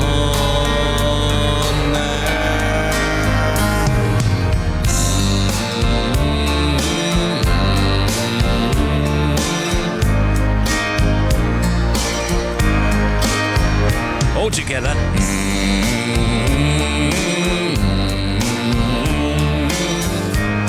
And that's what it's called. Crash Test Dummies. Hiya, Steve. Can you give a big shout out for my son, Lee Spooner? Lee Spooner. It's his 42nd birthday today. You got to wish him happy birthday. Send him all my love from Mum, Kim Spooner. You got it, Kim. You can email us steve.wright@bbc.co.uk for a shout-out. Text 88291 and tweet us at BBC Radio 2. Giles is on with us later. What is your challenge? Deviation. I would accept that, as a kind of turn of phrase which is acceptable. We're not looking for the literal truth here, Tony. It's a difficult judgment, and you're doing terrifically. It's a difficult... Well, can I say I'm going to give you a bonus for perspicacity there? Oh, thank you. Because you understand the quality of the judging here. 5 to 4 and Bobby. Thank you, Steve. First of all, to the M80 southbound at Glasgow. There's still a breakdown at 1 on junction M8 for Provan. Then we've got the M62 eastbound. Now it's queuing to 28 for Tingley all the way through, past the top of the M1 at junction 29 to 30. And it's because this breakdown that's still there. M60, good news. Anti-clockwise, all lanes have reopened between 2 and 1 towards the Stockport Pyramid. Still slow from junction 4, but traffic is moving. A47 west of March is still closed at Thorney, so it's shut between the Newcut Wisbech Road and the A141. There is a sign diversion in each case. Not going to open anytime soon. M25, a new breakdown clockwise just after 26 for Walton Abbey. Queues about to 25 at Enfield. M3 southbound accident at 4A for Farnborough. And then finally the A34 southbound is still closed with the spillage between the A303 at Bullington Cross and the A272 at Winchester. Back with more 30 minutes. Appreciate your time.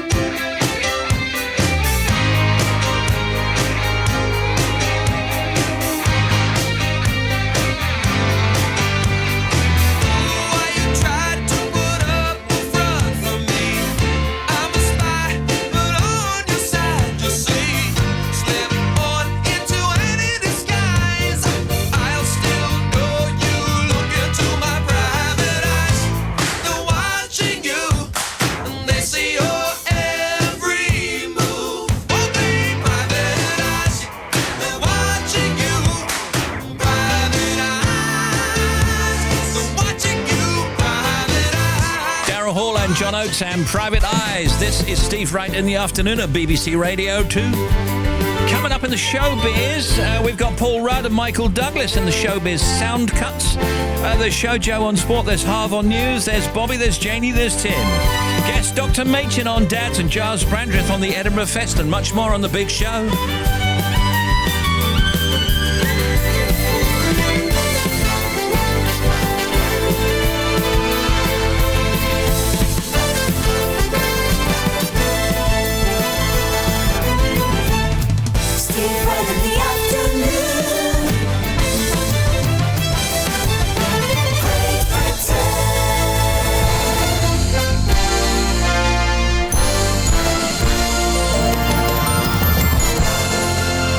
This is BBC Radio 2 online on digital radio and on 88 to 91 FM.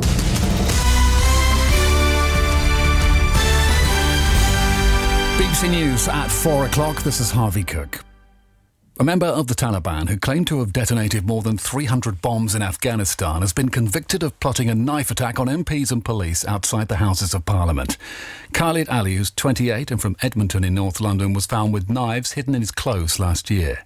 He'd been under surveillance since he arrived back in Britain after the FBI matched his fingerprints to explosives found in Afghanistan in 2012. The National Counter-Terrorism Coordinator, Deputy Assistant Commissioner Dean Hayden, explained why Ali was arrested 200 yards from the gates of Downing Street. When he headed towards Whitehall in possession of 3 knives, that's when we decided to act. So up until that time, we were managing the risk. We were using various different techniques to manage that risk, but he was arrested at the appropriate time. The food wholesaler Booker, which supplies businesses across the country, has started restricting the supply of cans of beer and cider to its customers because of a shortage of carbon dioxide. Pubs, bars and cafes are being limited to 10 cases of beer each. The US Supreme Court has upheld Donald Trump's travel ban targeting several Muslim-majority countries. The 5-4 ruling gives Mr. Trump one of the biggest victories of his presidency. The Foreign Secretary Boris Johnson has refused to deny claims that he said F business after the manufacturing giant Airbus raised concerns over Brexit. Newspaper reports say he made the comment at a Foreign Office reception last week. In the comments, Mr. Johnson was asked to confirm if it had happened. I don't think anybody could doubt the passionate support of this government for business, and it may be that I have from time to time expressed scepticism about some of the views of those who profess to speak up for business. A French couple have been jailed for at least 30 years for murdering their 21-year-old nanny at their home in South London. Wissam Madouna and Sabrina Quide tortured Sophie Lyonnais, who was also French, in September last year, after becoming convinced that she was involved in a plot with a former member of the band Boyzone. A minister has admitted that the government accepted an unsustainable prisons maintenance bid from the collapsed construction giant Carillion. Rory Stewart, the prisons minister, said that jails were now costing more to maintain after the government took over the contract.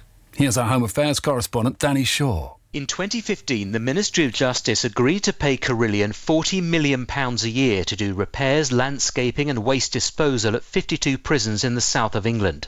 But Rory Stewart said Carillion underestimated the amount of work involved and bid £15 million too low. He said it was a real lesson for his department. If it looks too good a deal, Mr. Stewart said, then it is too good a deal. He told the Justice Committee that since Carillion's collapse, the public sector had taken over the maintenance work at an increased cost to taxpayers and that the backlog of repairs had gone up. And that's the BBC News at 4:03 and next at 5. Thank you, Harv. Sport now with Joe Saka. At the World Cup this afternoon, Australia, who need to win their final group match to have any chance of reaching the last 16, trail Peru 1-0 at the start of the second half. The other game in Group C between France and Denmark is currently goalless. Tonight, the two-time champions Argentina must beat Nigeria to qualify out of Group D. Even then, they would need a favourable result between Iceland and Croatia. The England manager Gareth Southgate says spending time in the NFL and studying Germany and Spain's previous World Cup wins has helped England improve their set pieces. England have scored more goals from free kicks or corners than anyone else during the World Cup group stages. Well, away from Russia 2018, Johanna Konta is playing in the first round at the Eastbourne International Tennis. The British number 1 is currently a set-up on Serbia's Alexander Krunic. And the England Rugby Union head coach Eddie Jones will meet with his bosses at Twickenham this week to prove he can reverse a sharp decline in form before the 2019 World Cup. Thank you.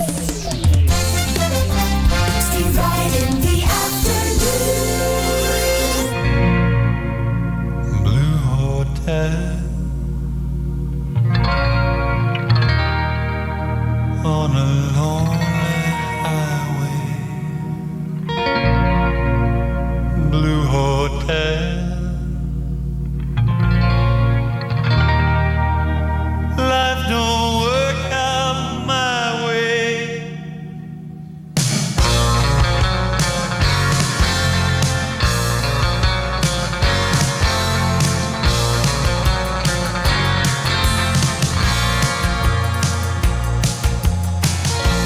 Blue Hotel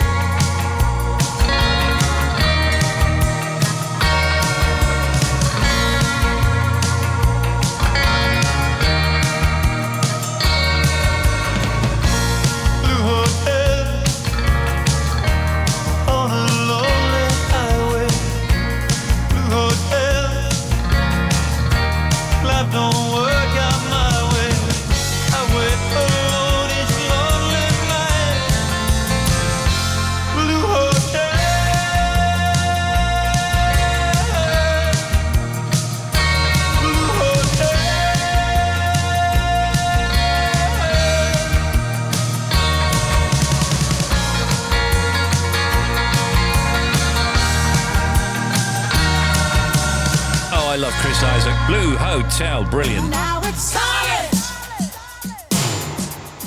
Solid as a rock. That's what this love is. That's what we've got. Oh. Solid. Solid as a rock. And nothing's changed it. The thrill is still hot.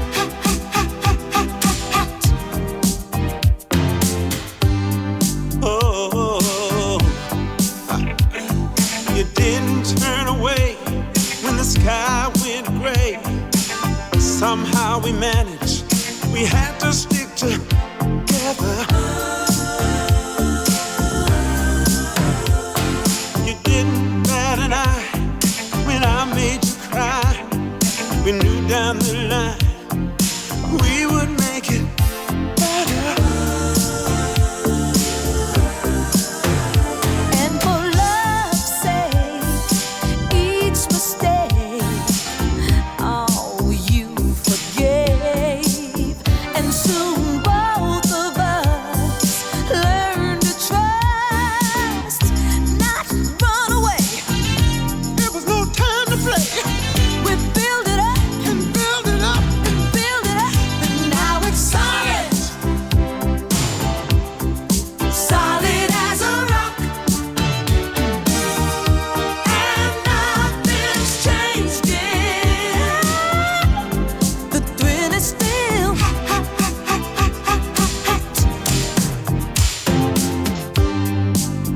Oh, knock, knock on wood. You understood. Love was so new. We did what we had to. And with that feeling, we were willing to take a chance. So against all odds, we made a start. We got serious. This one turned to dust. We build it up and build it up and build it up, and now it's solid. Solid as a rock. That's what this love is. Oh, that's what we've got. Oh, solid. Oh, yes it is. Solid as a rock. And nothing's changed it. 411 Radio 2. It's a hot one, Virgil. Solid, solid. And on Twitter, the hashtag HeatWaveUK is trending as people deal with these scorching temperatures. Larlot tweets, this morning I got up early just so I could get someone to put factor 50 on my back before they went out because I can't reach. Nobody can. Rachel tweets, does anyone else find themselves nodding along when people say, oh, I lose my appetite in this heat, when secretly you're thinking about the packet of biscuits in your drawer and how you're going to demolish them later when no one's looking? No, we don't think that. Tom tweets, hashtag HeatWaveUK is all well and good unless you're in a top floor industrial unit office with no aircon or nearby windows. Yeah, we're getting that message. On Google, people are searching for Argentina ahead of their Crunch World Cup match against Nigeria, which is tonight. Ofcom, the media regulator, has given final approval to the BBC for a dedicated TV channel for Scotland. The BBC Scotland channel will start broadcasting next year. There could be lots more seasons of The Handmaid's Tale. A third series has already been commissioned, and the boss of Hulu told Variety, I hope, as success goes, there's 10 seasons of The Handmaid's Tale. Brilliant. It was the world premiere of Ant-Man and the Wasp in Hollywood. Paul Rudd's back as Ant-Man, and he got asked about his smashing outfit. Well, it changes the way that I stand because it feels heroic, and it also is, it's a snug fit, so it kind of forces you to change your posture a little bit. But it makes me, don't know. It's like anything. Whenever you're an actor and you put on your costume, you feel the part a little bit more. Sure. I feel the part more when I get into the suit. And now he comes in under the fridge. Hannah John Kamen, who starred in Ready Player One earlier this year, plays a mysterious character called Ghost.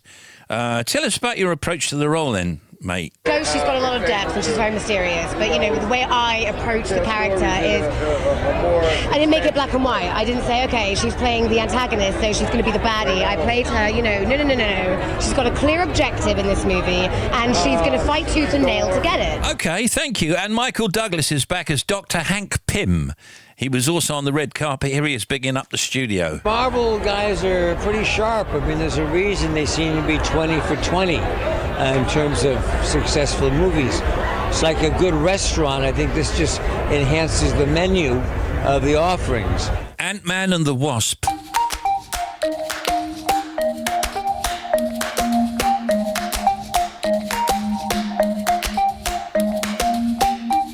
It's like thunder and lightning. You heard me without trying. A tempestuous rising. No, I don't like to be this way. And you're Jekyll and hiding. Are you real, are you lying? So stop with your crying. I can't handle it now. You tell everyone our love went cold. Going around spreading the word it's over. If that's how you feel, then you should go. Don't come around saying I still want you. 1 minute you say we're a team, then you're telling me you can't breathe. Well, you should set me free, baby, if you're over me. Yesterday you said I'm the one, but now you say you're done. Stop telling me what I need, baby, if you're over me. There you go, there I said it. Don't look at me all offended. You played games till it ended. I've got to look out for me. I won't say that it's easy. Oh, I know I hate leaving, but you can't keep deceiving. Does it make you feel good? You tell everyone our love went cold. Going around spreading the word it's over. If that's how you feel, then you should go. Don't come around saying I still want you. 1 minute you say we're a team, then you're telling me you can't breathe. Well, you should set me free, baby, if you're over me. Yesterday you said I'm the one, but now you say you're done. Stop telling me what I need, baby, if you're over me. If you're over me, if you're over me.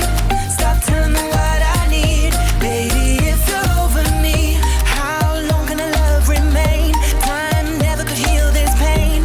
I thought I believed in fate. Oh, it's so cruel. No, nothing for us would change. Same story, the same mistake.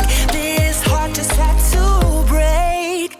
Oh, 1 minute you say we're a team, then you're telling me you can't breathe. Well, you should set me free, baby, if you're over me. Yesterday you said I'm the one, but now you say you're done. Stop telling me what I need, baby, if you're over me. Just go, it's over. Just go, it's over. Just go, it's over. Baby, if you're over me. Just go, it's over. Just go, it's over. Just go, it's over. If you're over me, years and years. This is Jeremy Vine. Just in case you missed the contact details, it's you palm that coin, you ignorant spineless scum. Anushka Hempel out with Hoppity and Steady. Tortury, the battery. Steady, Jeremy, Tortury, why am I steady. saying Tortury, I the don't battery know. boy? .co.boy.slash.postmodernzombie.com. Delighted to be. Now me and Tim back for factoids. What you got, friend? You know a tiger's tongue? I do, yeah. It's so rough, it can lick the paint off the outside of a building or a wall. What, lick the paint off? Yeah, lick the paint off, because it's like serrated, so it goes up the wall, takes the paint off. In the left-driving Australia, and I don't know if this is true or not, you've been to Australia, it's apparently illegal to walk on the right side of the pavement. So in other words, you're nearest the curb. It's illegal. Hang on, illegal? Yes. It's not. Never found that when I was in Australia. They drive on the same side of the road as us. That's right, I've just said that. So you can't walk on the other side of the road? No. Rubbish. No, it says it's illegal to walk on the right side of the pavement, so nearest the curb. Oh, well, I never noticed that when I was there, but maybe it's a law now. Who knows? Open your eyes. Well, I was there 30-odd years ago, mate. It's a long time ago. Can you remember what you were doing 30 years ago? No. In 1883, 30 minutes ago? No. In 1883, a Mr. Ashwell of Herne Hill in South London patented the first ever vacant and engaged sign for toilet doors. Factoids. This is Mr. Bennett. I went to the doctor's in Islington to pick up my prescription. On the bottle it said, store this medicine in a cool place. So I put it in Shoreditch.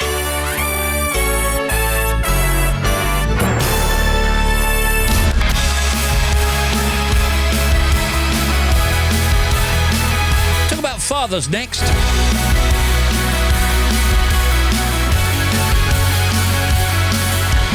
Monday begins before you know it. Friday's ending. You're feeling that your life is passing you by. Oh, what is there for you aside from all the things that haunt you? You're feeling that you're running out of time. Your time. So don't like it's your birthday. You gotta dance and we will follow. It's your night, take the spotlight, scream out the world is yours. Whoa, you gotta jump like it's your birthday. You gotta shine like there's no tomorrow. This is now, gotta show 'em how to party, the night is yours. It's your birthday now. So let the celebrations begin. Feel the liberation within. It's your time to shine. 'Cause if you let the rhythm take you to the place that'll never break you, you learn to love the life of living in the fast lane once again. So dance like it's your birthday. You gotta dance and we will follow. It's your night, take the spotlight, scream out the world is yours. Whoa, you gotta jump like it's your birthday. You gotta shine like there's no tomorrow. This is now, gotta show 'em how to party, the night is yours. It's your birthday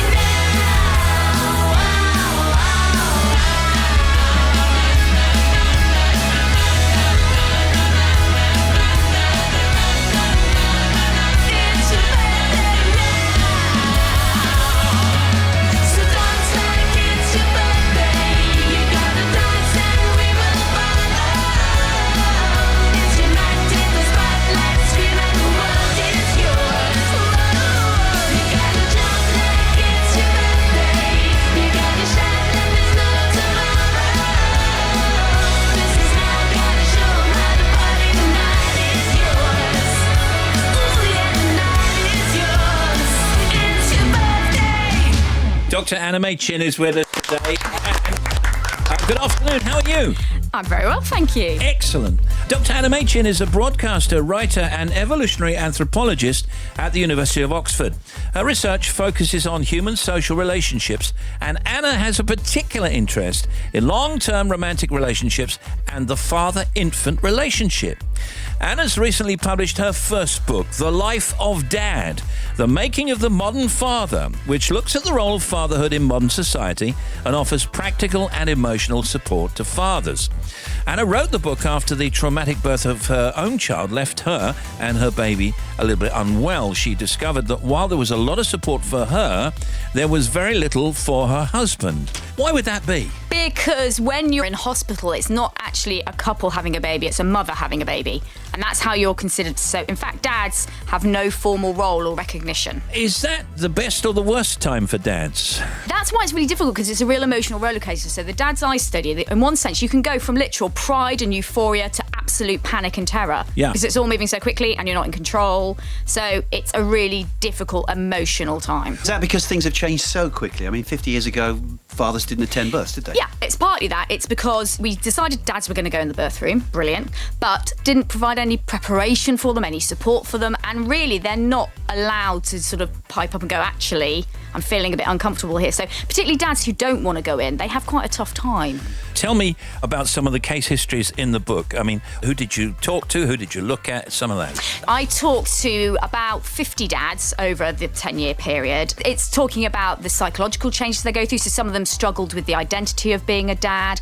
Some of them found it easier because they'd wanted a child since they were like 10 years old. Yeah. We've got dads who experience really bad birth trauma. We then have dads who see a real change in their personality when they become a father. So they become much more, not introverted, but much more concerned by the home, not wanting to go out as much, really wanting to up their game. When do you think in your studies that dads come into their own? As a dad, I think, okay, 2.5 years old, we're on our way. Yeah, a lot of dads will say that. They will say at least the first few months they feel like nothing's going on because they can't really get a way in, particularly if mum's breastfeeding. Yes. And the baby's really slow to develop and it doesn't really do anything.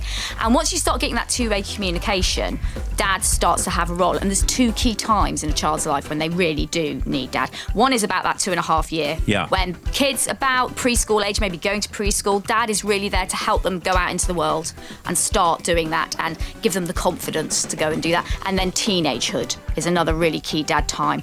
And we know, for example, that dads have a greater impact on their mental health and their self-esteem than mum does. Because they wield more influence or what around the It's home? because dad's role in the family is to prepare the child to go out into the real world. So he's actually the one who has more influence on their social skills, on their confidence, on their self-esteem, on their ability to cope with risk and deal with failure. All of these things, that's dad's particular role. And that was one of the most surprising things from my study, that that's what dad's there for. And because most mental health is tied to that social interaction, that social world, dad has a bigger impact. What are your conclusions? First of all, that in a family where we have a mum and a dad, they're distinct roles.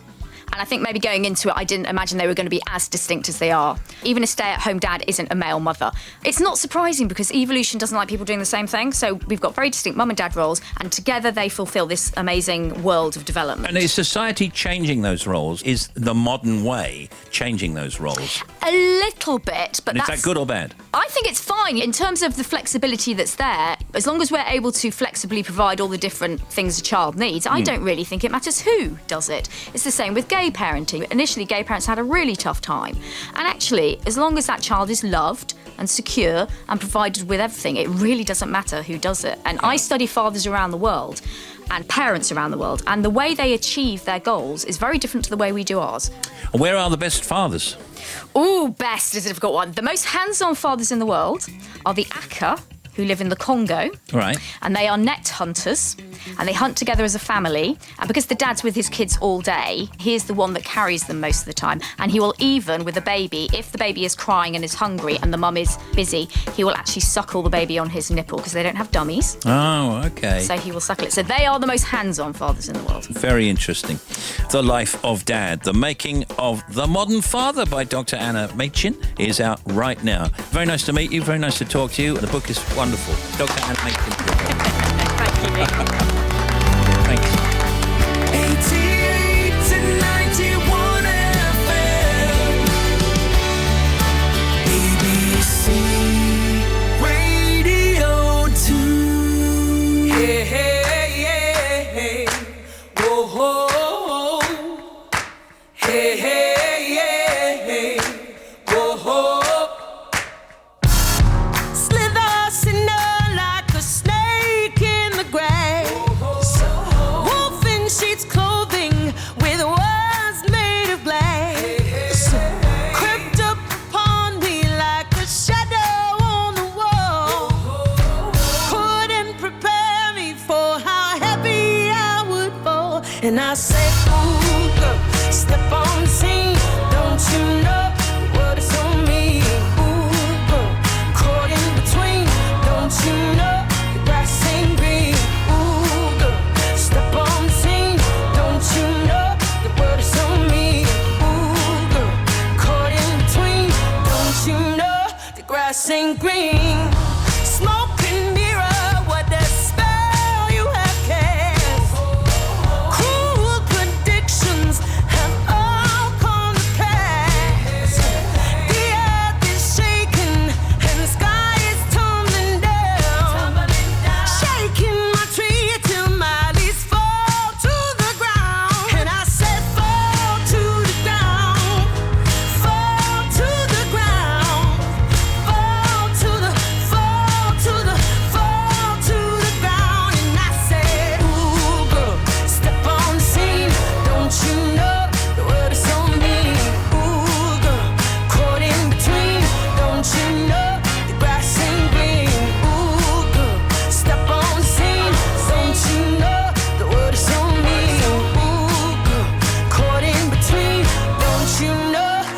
grass ain't green.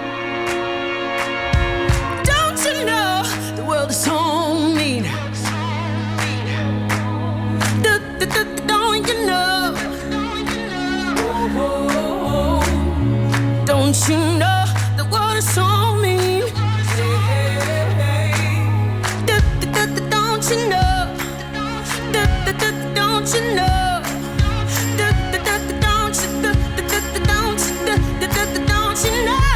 I'ma look to the mountains, look to the mountains, look to the mountains, then I'ma take you to the sea. Look to the mountains, look to the mountains, look to the mountains, then I'ma take you to the sea. Look to the mountains, look to the mountains, look to the mountains, then I'ma take you to the sea. To the sea. Diva Mahal, we like that. Snakes. 4:29 in Great Britain. Oh, yeah, I know. Can we have a shout-out to Marsh School on the way back from West Wittering? Hope you're nice and cool there. They've been to the beach and they're on their way to High Wycombe. Lovely day out with all the year twos. Loving all of this music. Doing a great job, Steve. Oh, thank you. And gang, this is Liz in sunny Coatbridge in Scotland. And Sarah and Sean, Rochester. Silver wedding anniversary today. 25 years driving back for a lovely day out in the Wolds. Almost 4:30 is Bobby. Thank you, Steve. First of all, to the M8 on the eastbound side. We've got queues almost back to 30 from the Erskine Bridge because at 28 for Glasgow Airport there's an accident, so one lane is shut. Also, Glasgow M80 on the southbound side, that breakdown at 1. Proven, we've got for the M8 still one lane shut and it's still very slow, but you can get past it. M62 eastbound, still queues from 28 at Tingley. There was a breakdown between 29 and 30 at Rothwell. So we've got eastbound congestion still, but it is moving. Greater Manchester M60 anti-clockwise. Congestion from 4, the M56, the Sharston link, because of the accident between 2 and 1 at Stockport Pyramid. The M6 northbound, now there was a breakdown 16 to 17 up towards the roadworks at Sandbach. It's all clear now, however, we've still got big queues, taking about 20 minutes at least to get through. A47 is still shut west of March at Thorney. Closed between the New Cut Wisbeach Road and the A141. There's diversions in place in each direction, so give yourself lots of time for that. Still no reopening time yet. Investigation work continues from this morning. And 2 problems for the A14, and thank you for so many calls. Westbound A14, we've got between 28 and 27 a breakdown between Cambridge Services and the Fen Stanton, and then ahead of that westbound, so just as you get out of that queue between 24 and 23 for the Spittals interchange, we've got an accident where one lane is closed. M25, usual congestion both ways. 11 Chertsey, 16 for the M40, and across the top queues at 23, the A1M, all the way to 26 at Waltham Abbey following a breakdown and a bump earlier. Anti-clockwise, we've got a bump at the bottom at junction 5 for Orpington. Now they've reopened all the lanes, but the queues are back to Godstone at back to junction 6. M3, beg your pardon, southbound accident at 4A for Farnborough. Accident still one lane shut. A34 southbound is still closed for 3 miles between the A303 at Bullington Cross to A272. Again, you've got a sign diversion. And the M5 southbound 14 to 15, there's a breakdown, and southbound 21 to 22, Burnham-on-Sea from Weston-super-Mare, they are still doing some resurfacing work, so you've got some slow traffic. Back with another one in 25 minutes. Thank you, the Bobster. This is The Big Show, keeping you cool. Coming up, we'll talk to Giles Brandreth, wonderfully eccentric personage. Drums, please.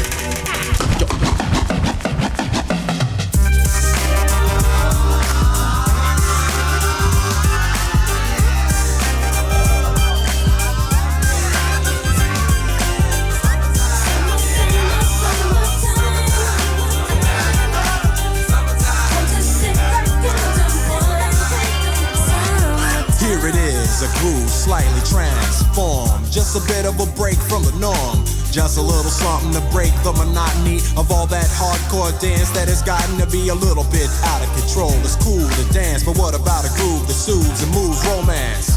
Give me a soft, subtle mix, and if it ain't broke, then don't try to fix it. And think of the summers of the past, adjust the bass and let the Alpine blast. Pop in my CD and let me run a rhyme and put your car on cruise and lay back, cause it's summertime.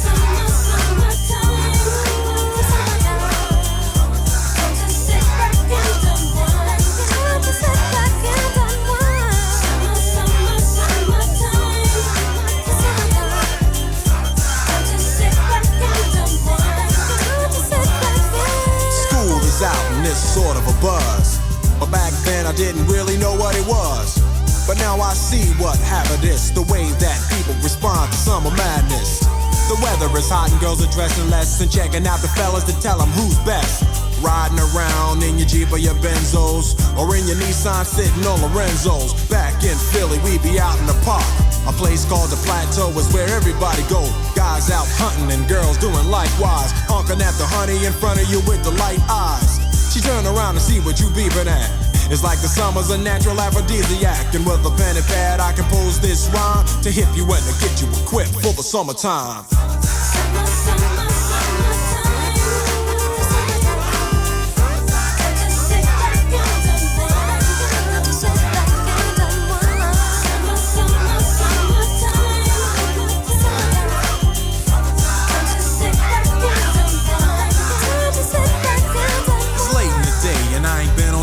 Yet, hustle to the mall to get me a short set. Yeah, I got on sneaks, but I need a new pair. Cause basketball courts in the summer got girls there. The temperature's about 88. Hop in the water plug, just for old time's sake. Break to your crib, change your clothes once more. Cause you're invited to a barbecue to start at 4. Sitting with your friends as y'all reminisce about the days growing up and the first person you kiss. And as I think back, makes me wonder how the smell from a grill can spark up nostalgia. All the kids playing out front, little boys messing around with the girls playing double dutch. While the DJ spinning a tune as the old folks dance at your family reunion. Then 6 o'clock rolls around. You just finished wiping your car down. It's time to cruise, so you go to the summertime hangout. It looks like a car show. Everybody come looking real fine, fresh from the barbershop or fly from the beauty salon. Every moment frontin' and maxin', chillin' in the car, they spend all day waxin', leaning to the side. Did they ever do a Fresh Prince of Bel-Air reunion? There's an air of love and of happiness, and this is the... Oh, come on, I'd like to see that. What happened to everybody? That's DJ Jazzy Jeff and the Fresh Prince, Summertime. Hey, Steve, loving the big show. Thank you. Recently got a new haircut. Feel invincible. Francois, North Acton. That's great. Some great barbershops in North Acton. Listening to you as usual out here in Dubai. Making us smile with the warm weather warnings. What do you mean? I'll swap you 30 degrees for our 45. Oh, okay. Great show as always. I miss Blighty. That's Jason and Jill. And Giles next.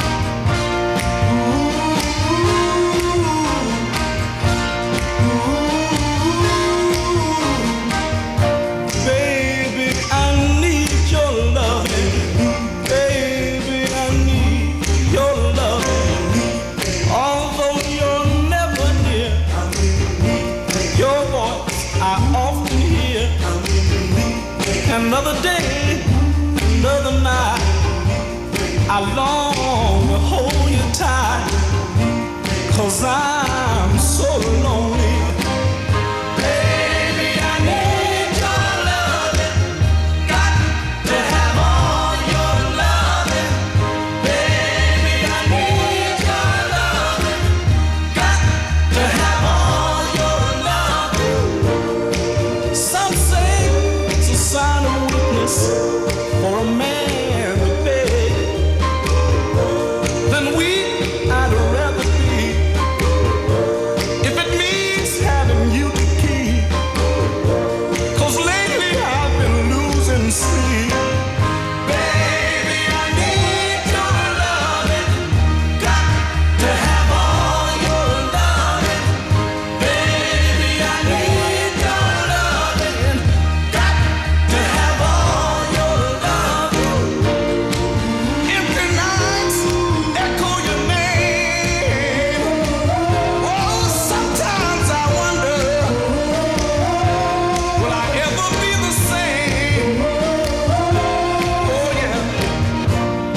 You see me smiling, you know things have gotten worse.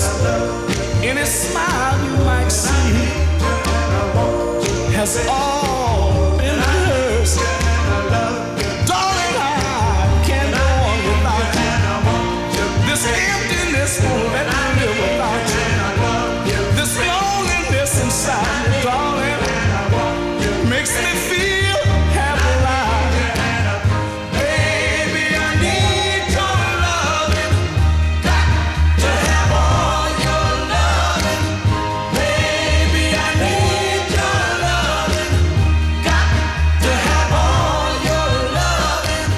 Giles Brandreth is back with us. Look, Giles Brandreth is here.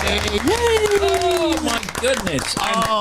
It's so exciting. Well, I know you seem to be excited about coming in. Are you having a nice summer? I'm having a wonderful summer. I've made a decision, and that is that I'm avoiding all the sport. Yes. So I'm missing out on the football and the tennis in order to read War and Peace. Really? Because I've never read it, and I thought this is the summer to do it. Well, that's going to take you till Christmas, isn't it? Well, and then I'm avoiding Brexit too. Yes. I thought if I avoid Brexit as well, I might be able to slip in Anna Karenina. It's an extra read. Okay, that's all good. Giles Brandreth's CV includes being on The One Show. Yes. Writing fiction and non-fiction, that's what he does. Being a former MP and government whip, acting. Dear. Until the people spoke. Yes, and yeah, we spoke, yeah. They did, in my case. But you know, I only recently discovered that my wife tried to sabotage me. She actually put our house in the constituency up for sale during the campaign. Wow. I said this isn't sending out quite the right signal. She didn't want you to have that life. She did not want to have that life herself. No. So outside every other house it said, vote Brandreth, vote Brandreth, vote Brandreth. You got to ours, it said, for sale. Do you think that, having been an MP, that actually you can't really be yourself? You have to be very careful, don't you? And you're not very careful. You do have to be very careful. You're looking over your shoulder all the time. You're having to watch what you say. The trouble, too, with being an MP is you only meet two types of people. People with problems and people who are right. Oh, and boy, are they right. And it just got me down in the end. Yeah. When I lost my seat, it was the Edinburgh Fringe that saved me. I see what you're doing there. You're bringing it round to why you're here. That's very but good. actually, it's a true story.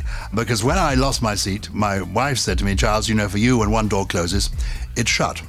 And I said, what am I going to do now? She said, what do you want to do most in the world? And I said, I'd like to be in a musical. I thought I'd be rather good in My Fair Lady, you know, the Rex Harrison bit. You would. And she said, well, there's somebody do it. I think Jonathan Pryce is doing it at the moment. You can't do that. And then I thought, Phantom of the Opera. I've got the mask. She said, you look good in a mask. Yes. Are you wearing it now? So I ended up doing 100 musicals in 100 minutes. And we took it up to the Edinburgh Fringe. Oh, yeah. In about 2000 this was. Yeah, I remember this. And it changed my life because, of course, I had been a Conservative Member of Parliament. But up in Scotland, they weren't aware of what a Conservative Member of Parliament was. So there was no prejudice. The first performance, because I gave up my glasses, wasn't wearing lenses or anything, I couldn't see them. And I heard all this sort of banging. And I thought, oh, God, they're leaving. But it was people standing up to cheer. Oh, really? It was genuinely true. Basically, the Edinburgh Fringe changed my life. It's an extraordinary melting pot, Edinburgh. People of all ages. Nicholas Parsons, aged 94. I know. He's doing his show on the ground floor. He's been doing it up on the first floor because he can't get up the stairs. But he will be in the building doing his show immediately after I've done mine. It's interesting because, of course, just a few weeks back, you sat in for him when he wasn't well, right? Yeah, he had a bit of a cold. Yeah. And he thought, well, rather than appearing with the snuffles, I'll let Giles do it, which was extremely good of him. It was very, very daunting indeed. Yes, of course. But what was interesting to me was that he didn't say to the people, oh, well, let's just postpone it a couple of weeks. We booked the acts, the audience is coming, the show goes on. I think the reason the BBC wanted me is because it would make them realise that Nicholas is irreplaceable. And I've known him for many, many years, you know. We first met 50 years ago. I went to a party and I'd invited Fanny Craddock. Your younger listeners may not be aware of who Fanny Craddock is. She was a mixture, really, of sort of Mary Berry and Jeremy Clarkson. She was a formidable figure. So where was Nicholas? Nicholas was at this party. And this is, as I say, 1968 it was. And I was 18, 19. Nicholas, I suppose, was in his mid to late 70s. And he was asked by Fanny at 11 o'clock to do an impromptu cabaret. Oh, wow. And he did it. Oh, and it was sensational. Yeah. And that's when I first met him. We've been friends ever since. What we're going to do is come back and talk about you in August, from the 1st to the 26th of August, at the Pleasance Courtyard. It's a show called Break a Leg. If you can't make it to Edinburgh, by the way, don't worry, because Giles is touring Break a Leg around the UK with dates before it gets to Edinburgh, and then more through into July of next year. So, when we come back, I'm going to tell you more about all that with Giles Brandreth. Don't go away. I'm just teasing. It's calling the world from isolation, 'cause right now that's the ball where we be trained. And if you're coming back to find me, you better have good aim.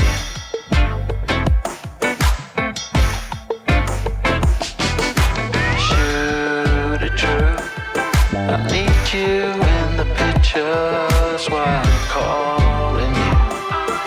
Calling you. I'm a lonely twin that left time. Reset myself and get back on track. I don't want this isolation. See the state of me now. Calling the hunter with the rifle. 'Cause right now that's the ball where we be chained. Shoot it true. I want you in the pictures while I'm calling you. Calling you. I'm the lonely twin that left time. Reset myself and get back on track. I don't want this isolation. See the state of me now.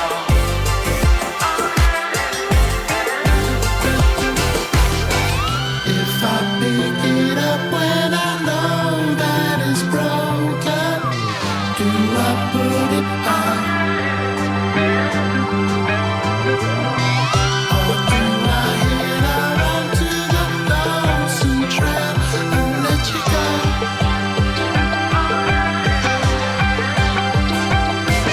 I'm a lonely twin that left time. And I know that it's broken.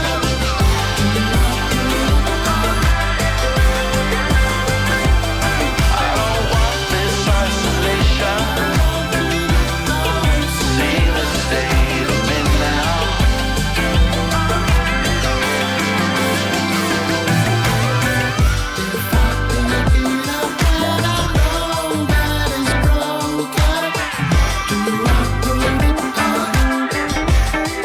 We're back here with Giles Bradley.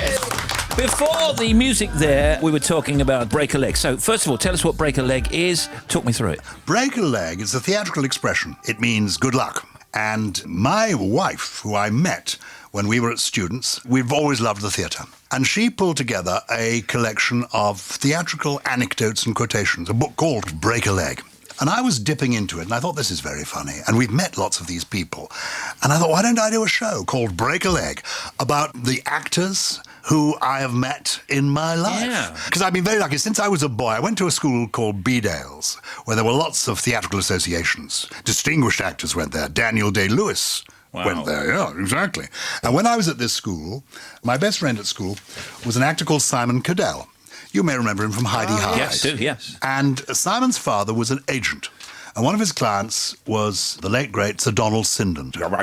Exactly him. Yeah. I think about him, in fact, before every performance because I do his warm-up exercise. So he would stand in front of the mirror and repeat the following. Hip bath, lavatory, bidet, douche. And that's got all the letters in it. It has. I'll just do it once more so that your listeners can join in. When you're ready.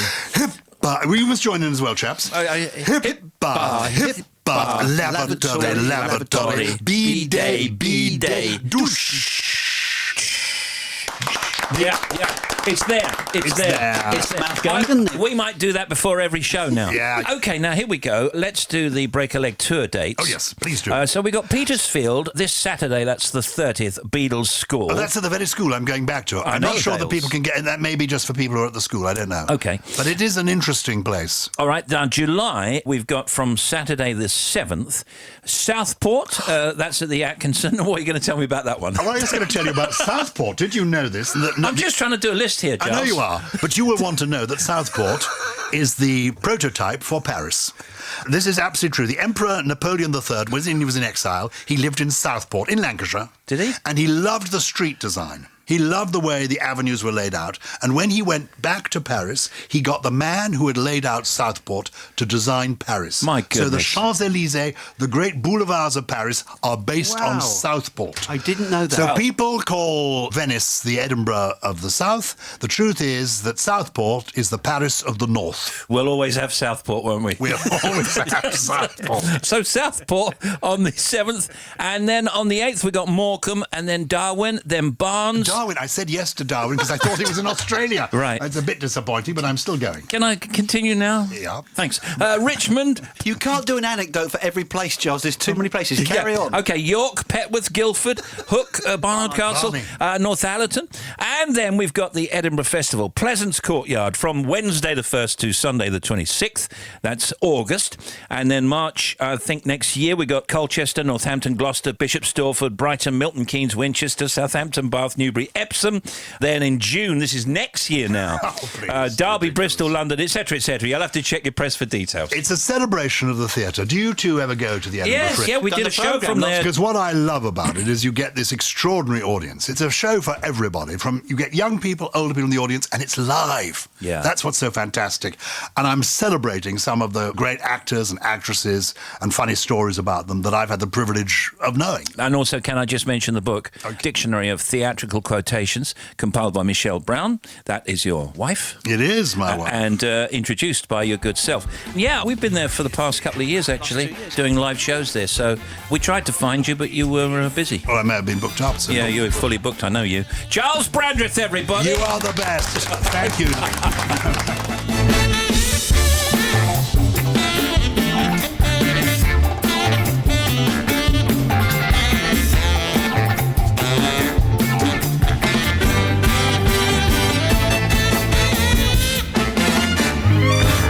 Little girl, you look so lonesome. I see you are feeling blue. Ain't no use in staying at home. I know what you should do. Come on over to my place. Hey girl, we're having a party. We'll be swinging and dancing and singing. Baby, come on over tonight. Now you don't need the address to find out where we'll be, 'cause you can't help but hearing the music halfway down the street. So baby, come on over to my place. Oh, come on, we're having a party. We'll be swinging, dancing and singing. Baby, come on over tonight.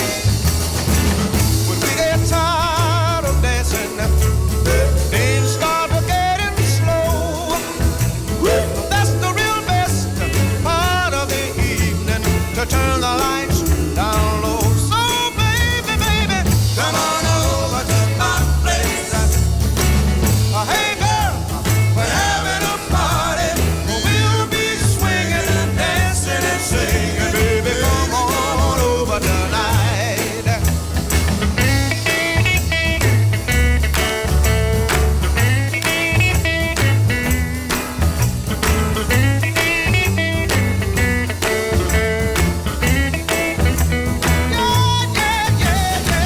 Come on over to my place.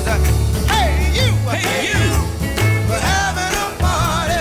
We'll be swinging, dancing and singing. In news from the net on royalcentral.co.uk, Barry Gibb dedicates knighthood to brothers. NME.com says Glastonbury 2019 headliners odds. Glastonbury is back next year, not this year, next year. And Kendrick Lamar is favourite to top the bill. People also putting bets on Madonna, Elton John, ABBA and Fleetwood Mac. And EmpireOnline.com says Guardians 3 will begin filming in 2019.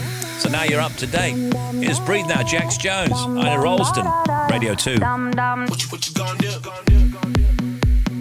You're my discretional sin.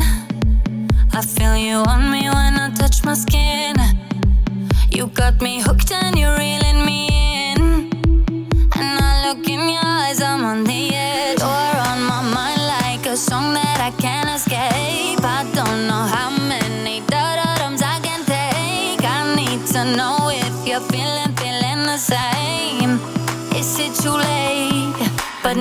it's hard to breathe. I'm not in love, it's just a game we do. I told myself I'm not that into you, but I don't wanna sleep. It's 3:15. You're in my head like dum dum da da da da, dum dum da da da, dum dum da da da, dum dum da da, dum dum da da da, dum dum da da, dum dum da da da, dum dum da da. You're my obsession, my truth. I come alive whenever I'm with you.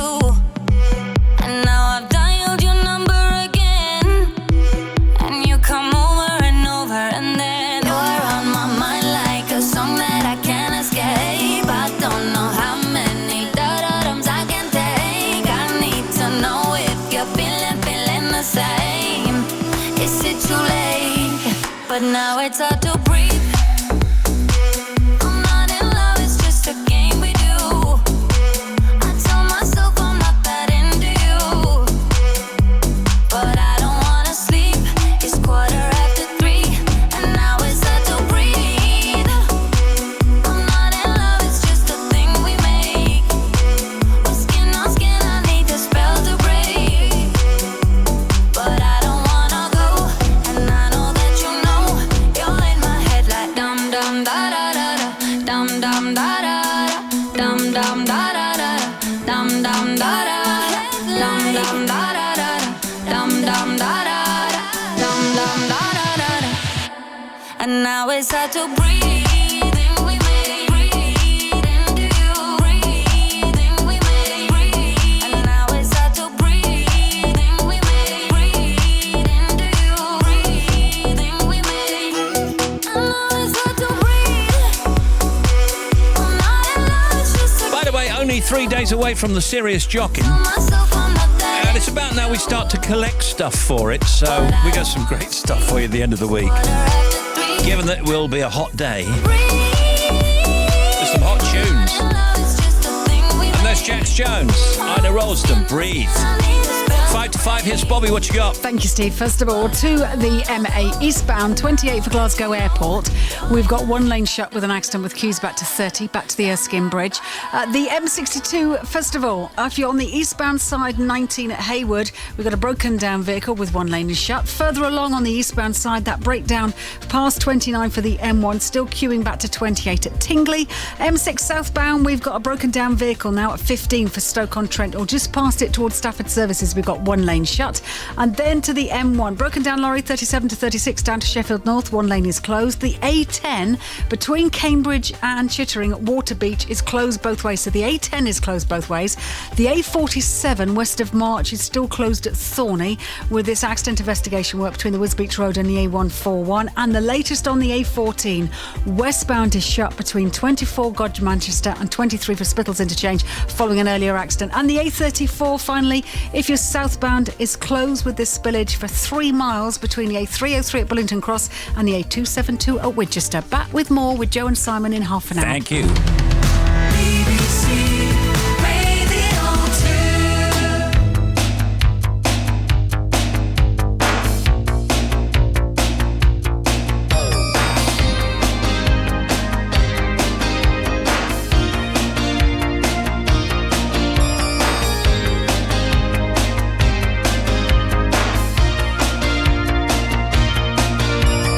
You've got style, that's what all the girls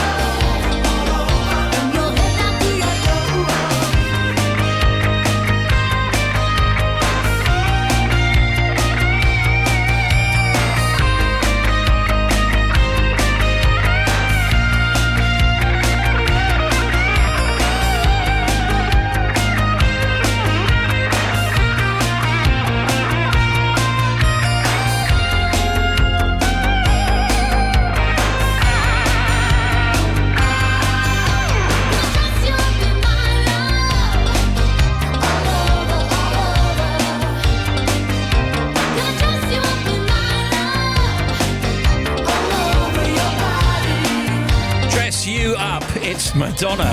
Gotta go, though.